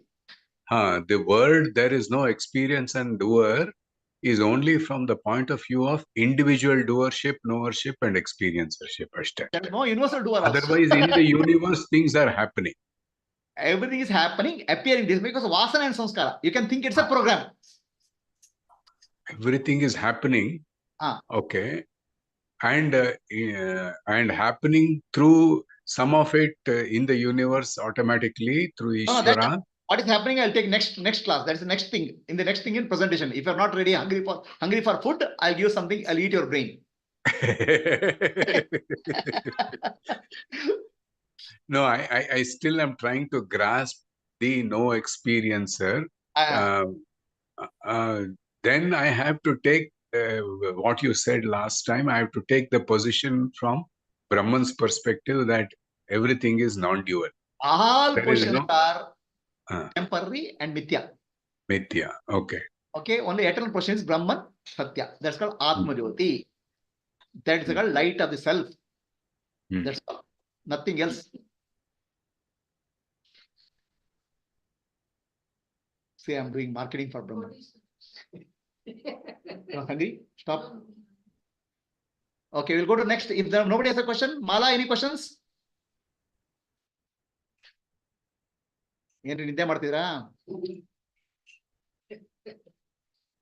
All have become gone to Brahman. You have to bring them down. So now let us ask the question: whose life? ಹರಿಯಂ ಗುರುಜಿ ಪ್ರಶ್ನೆ ಏನಿಲ್ಲ ಗುರುಜಿ ಮುಂದೆ ಎಲ್ಲೋ ಇದ್ದೆ ಅದಕ್ಕೆ office ಅಲ್ಲಿ ಕುತ್ಕೊಂಡು ಏನಿಲ್ಲ ಗುರುಜಿ ತುಂಬಾ ಚೆನ್ನಾಗಿತ್ತು ಗುರುಜಿ ಇವಾಗ ಬರೀ ಡ್ರಾಮಾ ಮಾಡಿ ಇಲ್ಲ. So we say my life, my personal identity, my life. We'll say whose life is this?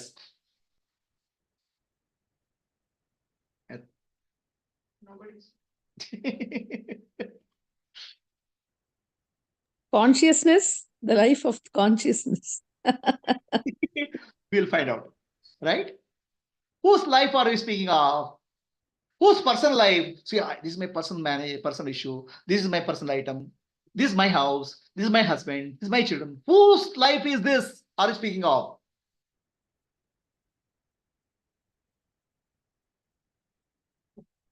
So you've seen this, right? This is a picture, okay? What is this? This is a corporate company. And corporate, lot of activities happen. Okay? So everybody is doing something. So many activities are happening in the corporate. What's happening in the corporate? It's called business process. What is business process? Business process is earning profit. So make money is business process. For that you do something. You do type computer, you write program, whatever is it. Ultimately it's business process. There are so many people working. Business process is impersonal. It doesn't care Tom, Dick and Harry work.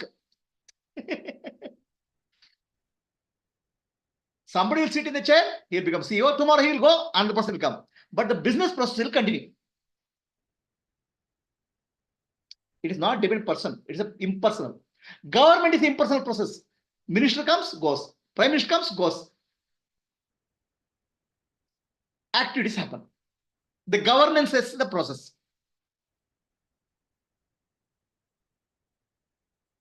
Individual doesn't matter that.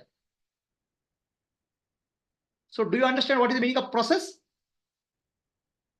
Process is a series of activities towards a goal. Individuals don't matter that.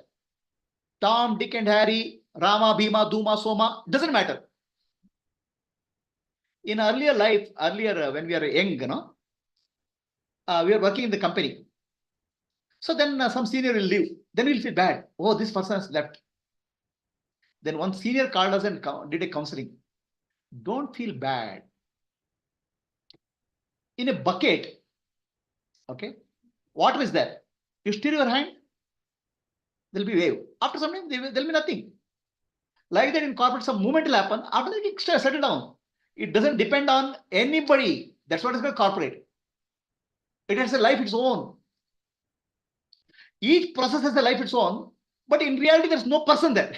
It's impersonal. Here, this is a one-man show.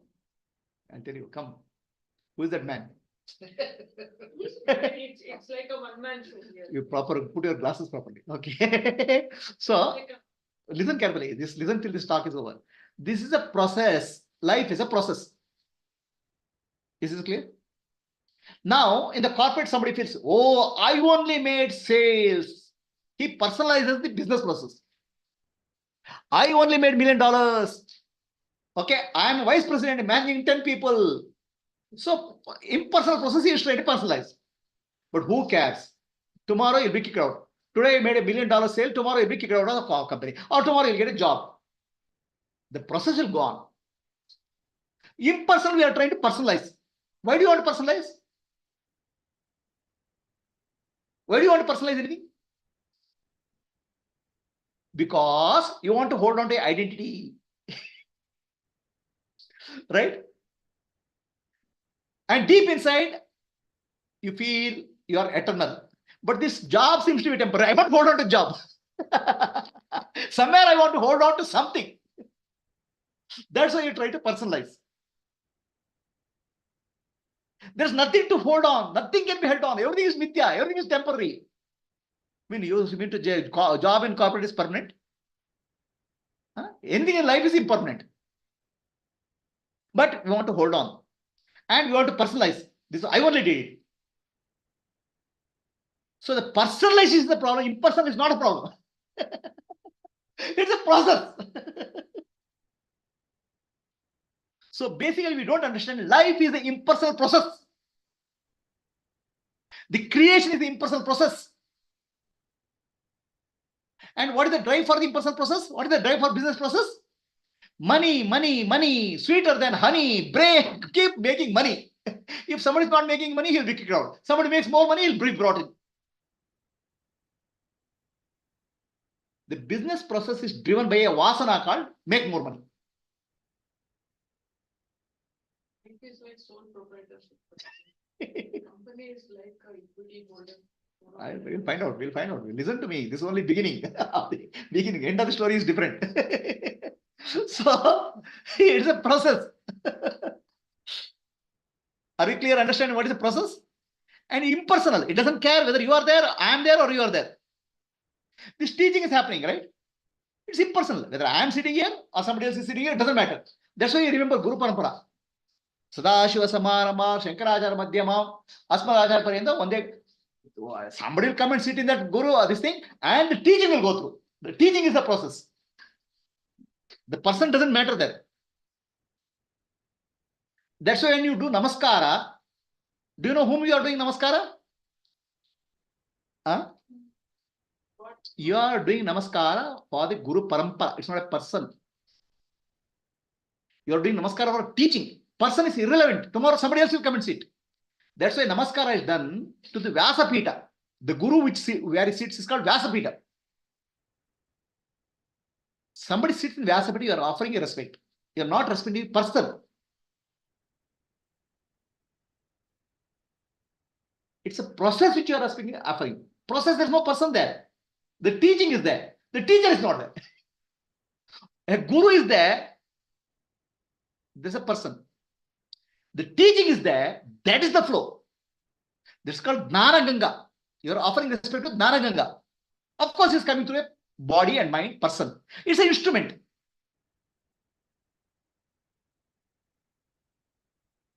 Is the business process clear? Now, what is our life?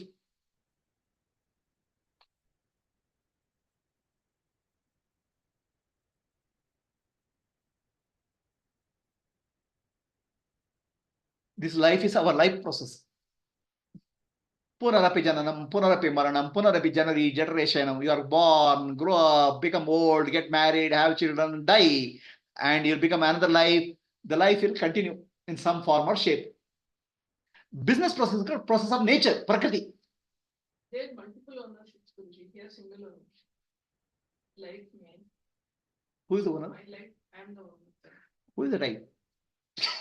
I mean, if you compare it with the business. We'll find out who is the I. Money is the only owner. Business, only money is the owner.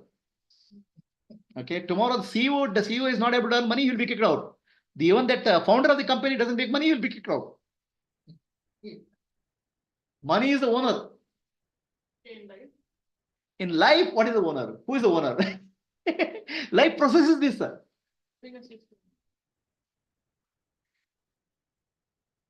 Life, entire life process is seeking happiness.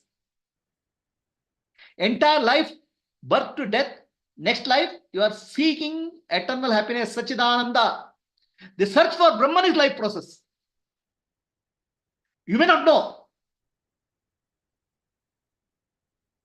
That's why in Sanatana Dharma you say 4 Purushartha: Dharma, Artha, Kama, Moksha. Moksha means what?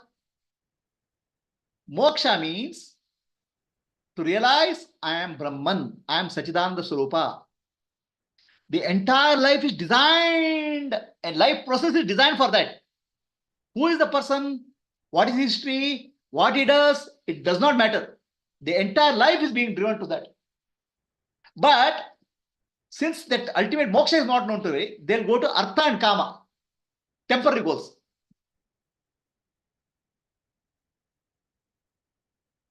It's an impersonal process. There's not a person there. You may think it's a person. Oh, I only did sadhana. I only got liberated. Who is that I? Who is that I seeking liberation?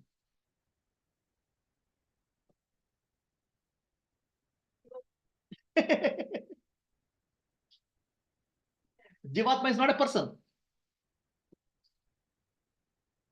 The person is It's a unique mark. Jivatma is not a person. Because the moment a person comes, Jivatma is not there. It will go to memory, story. Storyline is for Jivatma. Jivatma, the moment you go identify the ego is a non-existing entity. It's a storyline.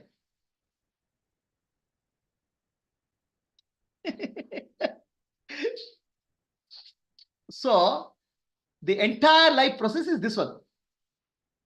For that you produce children. I mean, produce children, why? Because I want to get Sat. I want to have eternal life.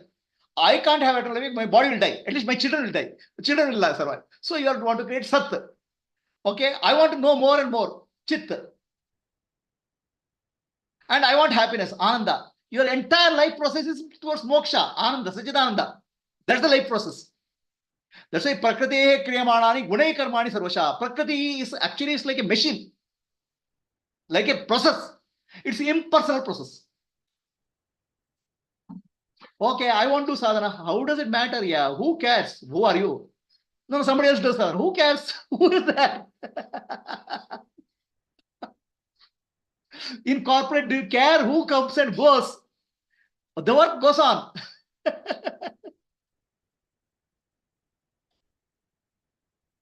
The nature keeps creating opportunities. It's an impersonal process. Opportunity for dharma, artha, kama, moksha. Whoever wants to take it, take it. It's like a buffet. In nature, there's no la carte service. What is specific to you? Whatever you want. Somebody wants dharma, kama, enjoy it.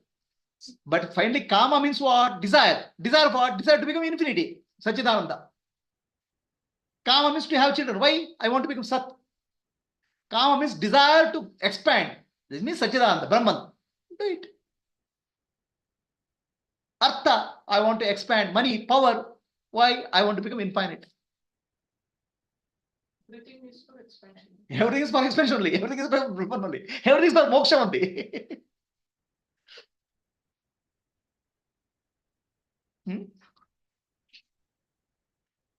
So this is the impersonal process. I don't want to do it now. Okay, next lifetime. After a million lifetimes, anyway, time is illusion. Time is not real. Okay, take it. At cosmic level, it doesn't matter. Time and space doesn't matter.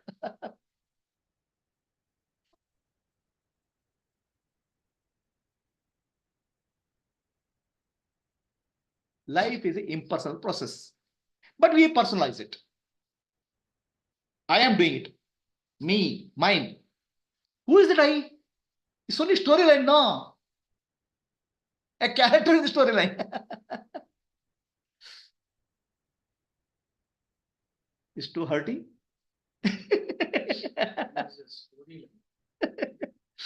So, this is what life is, impersonal process. Punarapi jananam, punarapi maranam. It's like a dream.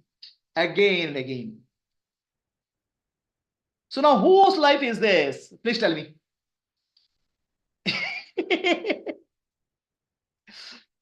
Prakritehe kriyamani gunai karmani sarvasha ahankara vimudatma kartaha miti manmete. The body is driven by the mind. Mind is driven by vasana. Vasana and samskara. Expression, impression. Expression, impression. Anything has happened to Brahman, Atma Jyoti? Nothing. So the program keeps on running. Sattva-guna, Rajoguna, Tamoguna. Sattva-guna, Rajoguna, Tamoguna. And you say, I am the doing, I am the knower, I am the enjoyer. Kartaham miti mande. Prakritehe kriyamana. Nature does everything. Nature means Sattva-guna, Rajoguna, Tamoguna. So you claim that I am doing. Who is that claimer? When the claimer is there, claimer comes, the doing is not there. When the doer is there, doing is not there. Triputi comes, the action stops. Action is not there. So Prakriti he kriyamanani, impersonal life beyond the Sattva-guna, Rajoguna, Tamoguna is called life, Prakriti. Continuously going on. But there you start claiming, I am doing something. Identifying the body and mind. Who is identifying the body and mind? Ego. And ego is not doer at all. Ego is not knower at all. Ego is not enjoyer. Ego is just a claimer. That's also part of Prakriti Niyama. That's also part of nature. That's also coming from the mixture of three gunas. This is also coming from Vichara. Sattva-guna ego, Rajoguna ego, Tamoguna ego. Sattva-guna ego is slightly better. It's trying to go to Jnana.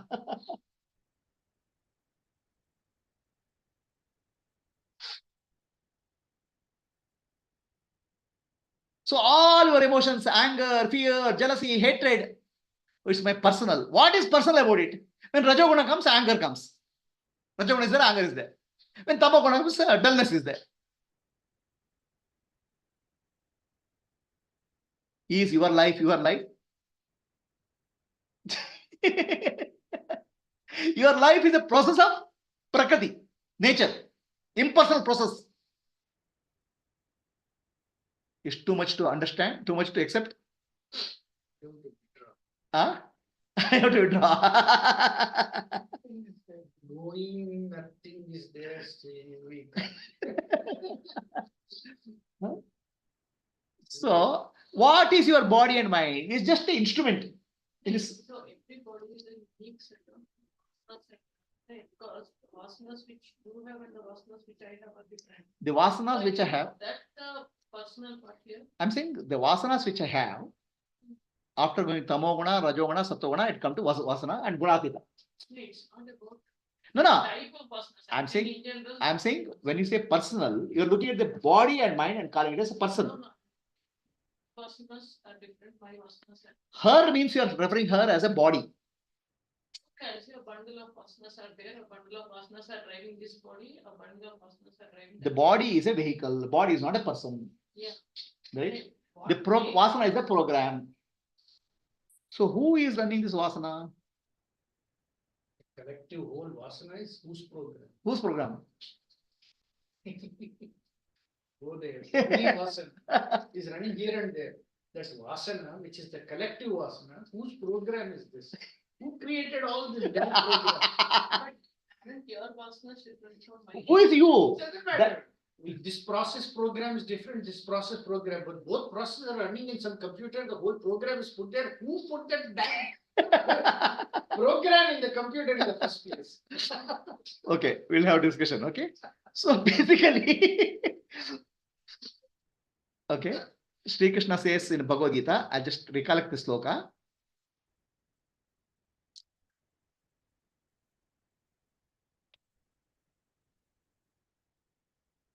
Bhagavad Gita chapter 18.61. Ishvara sarvabhutana hridayesha Arjuna tishtati brahmayan sarvabhutani yantra rudani mayaya.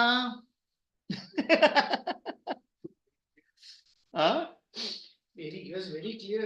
Sri Krishna says very clearly. You guys are nothing. You are nobody. Okay. ಹೇಳ್ತೇನೆ. People are all living like. ಅದಕ್ಕೆ ಬೊಂಬೆಯ ಆಟವಯ್ಯ ಕೂಡ ಅದೇ ತಾನೆ ಗುರುಜಿ. ಎಲ್ಲಾ ಗೊಂಬೆಗಳಪ್ಪ. ನೋಡಿದ ಶ್ಲೋಕ.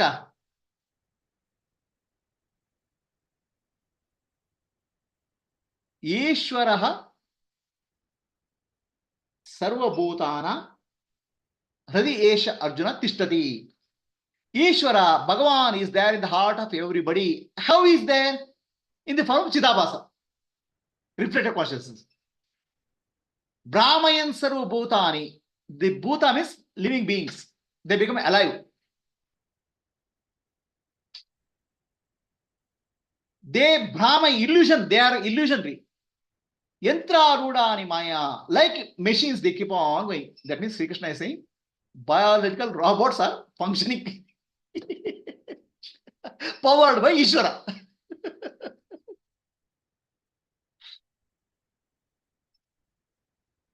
Who is I? Who is you? There's nobody other than Ishvara.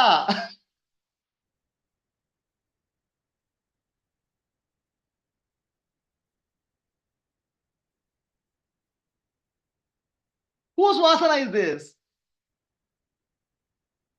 The vasana is there in Prakriti. It takes some body and body becomes animated. It's my vasana, your vasana is what? It's a process of nature. Impersonal. But you personalize saying it's my vasana because this body is functioning because of that. Body is not you, no. Body is a product of that vasana, no.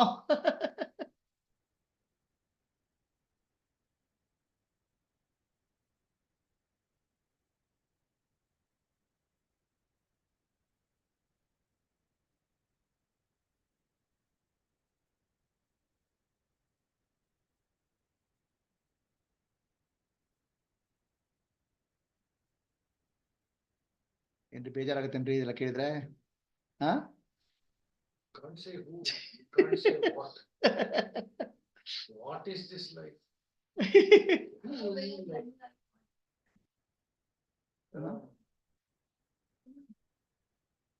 ಏನಪ್ಪ ಅದು?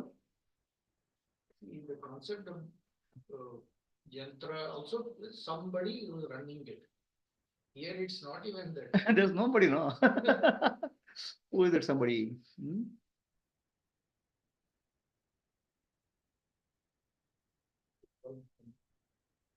Atma is running them.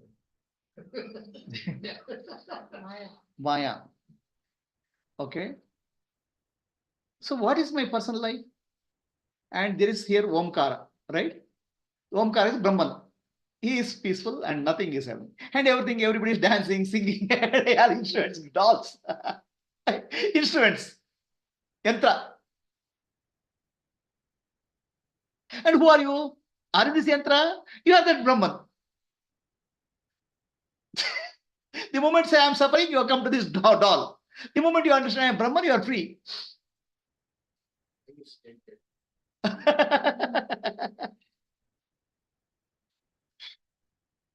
So, look at this. There's a personal life. I think life is personal to me. Then you are involved in Kamya Karma. This will create a storyline. The storyline becomes Vasana. It's a program. A program creating another program. It's like artificial intelligence. I, me, mine. You know the artificial intelligence, right? Earlier human beings write a program. Now, a program can write a program. That's called artificial intelligence. Vasana program is writing another program to create another Vasana. Intelligence. All intelligences are Artificial. What we think intelligence is all. A Vasana is a program. It creates more Vasana until it becomes Vasana free. It's a biological process.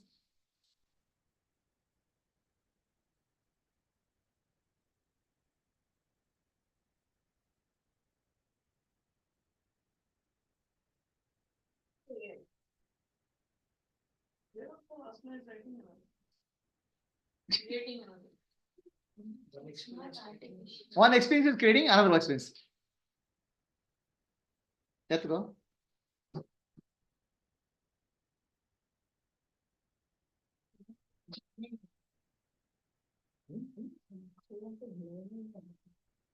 So, see, Vasana is a program. Vasana and Samskara is a program. It operates through the body, expresses, and get impression. It's a self-learning program. That's all. In a cycle. In a cycle. Expression is creating impression. Expression is creating impression. Impression is creating expression. So, whose life are we speaking of?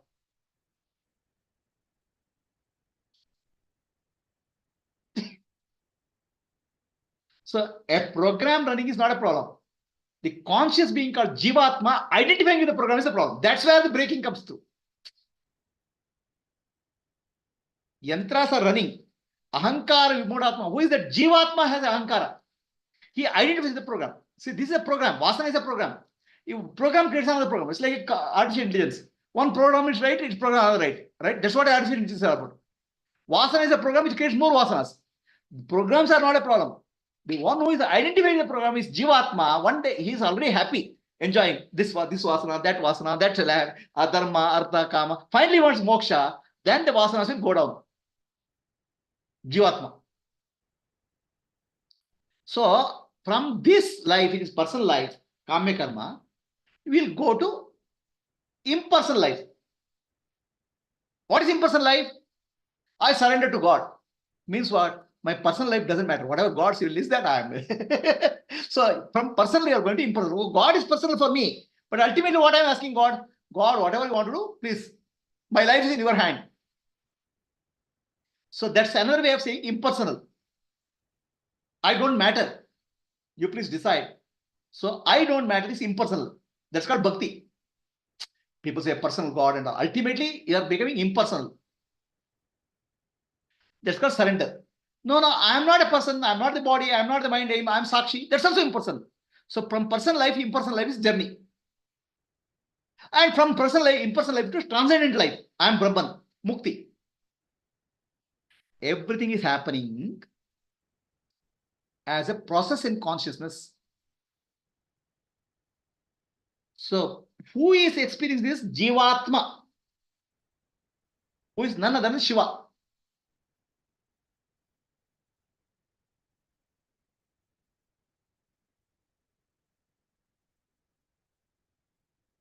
Let us sit silently for some time for meditation. Okay. So, okay. Anybody has any questions? Any questions for anybody? Zoom?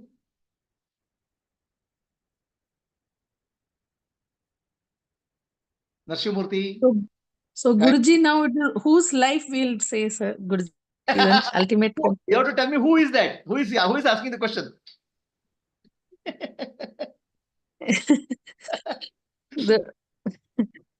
Answerless question. You have to tell me who is that asking me the question? The consciousness, is it? If I can, I feel it's the consciousness whose life. Consciousness once in a while identifies with Gayatri with the storyline. Then it feels, oh, the storyline is not going proper. I have to do something to cut out of that. Is Gayatri storyline is proper? Okay, well knit. Yes. Consciousness is part of the storyline. Okay, I don't want to. I want to become free from the storyline. Yes. That's called mukti. Okay. Yes, Narshimurti, any questions? Purnima? Hari Om, Prabhuji. Hari Om. Yes. Universal awareness itself is impersonal. Universal awareness is transcendental. Consciousness is personal. Consciousness is impersonal. Yeah. Consciousness is Shakti. Shakti is impersonal, functioning. Yeah. Awareness in me, its inherent nature is impersonal. The personalization is happening because of the identification only. Because of ego. Ahankara vimuda Atma. Yes. Yes, Purnima. Katyayini, Vasu Hegde, ಯಾರಿಗ ಪ್ರಶ್ನೆ ಇದೆಯಾ? ಏನಿಲ್ಲ ಪ್ರಭುಜಿ. ಪ್ರಶ್ನೆ ಕೇಳೋದು ಗುರುಜಿ. ಎಲ್ಲ ಸುಮ್ಮನೆ ನಡೀತಾ ಇದೆ ಅಂದ್ಮೇಲೆ ಕೇಳೇನ್ ಮಾಡೋದು. ಏನ್ರಿ ಪೂರ್ಣಿಮಾ, ಏನ್ ಕತೆ ನಿಮ್ದು? ಏನಿಲ್ಲ ನೋಡಿ, ಕಥಾ ಜೊತೆಗೆ ಎಷ್ಟು ಇಂಪಾರ್ಟೆನ್ಸ್. ಬರೀ ಕಥೆನೆ. ಲೈಫ್ ಇಸ್ ಬರೀ ಕಥೆನೆ. ಬಣ್ಣ ಬಣ್ಣದ ಕಥೆ. ಚೆನ್ನಾಗಿದೆ. ಅಲ್ಲ, no wonder Brahman likes this game ಅಂತ. Game no. ಕಥಾ ಜ್ಯೋತಿ ಹರಿಕಥಾ ಜ್ಯೋತಿ ಆಗ್ಬೇಕು. ಅವಾಗ ಕಥಾ ಜ್ಯೋತಿ ಪರ್ಸನಲ್. ಗುರುಜಿ, ಇಂಪರ್ಸನಲ್. ಗುರುಜಿ, ಈ ಕತೆ ಅಂತ ಹೇಳಿದಾಗ ಒಂದು ಜ್ಞಾಪಕ ಬರ್ತಿತ್ತು ಗುರುಜಿ. ಕತೆ ಕತೆ ಕಾರುಣ, ಊರಿನ ಮುಂದೆ ತೋರಣ, ನಾಗಪ್ಪ ಶೆಟ್ಟಿ ಗಂಟೆ ಕೊಟ್ಟ, ಇದು ಪೂರ್ತಿ ಕತೆ ಗುರುಜಿ.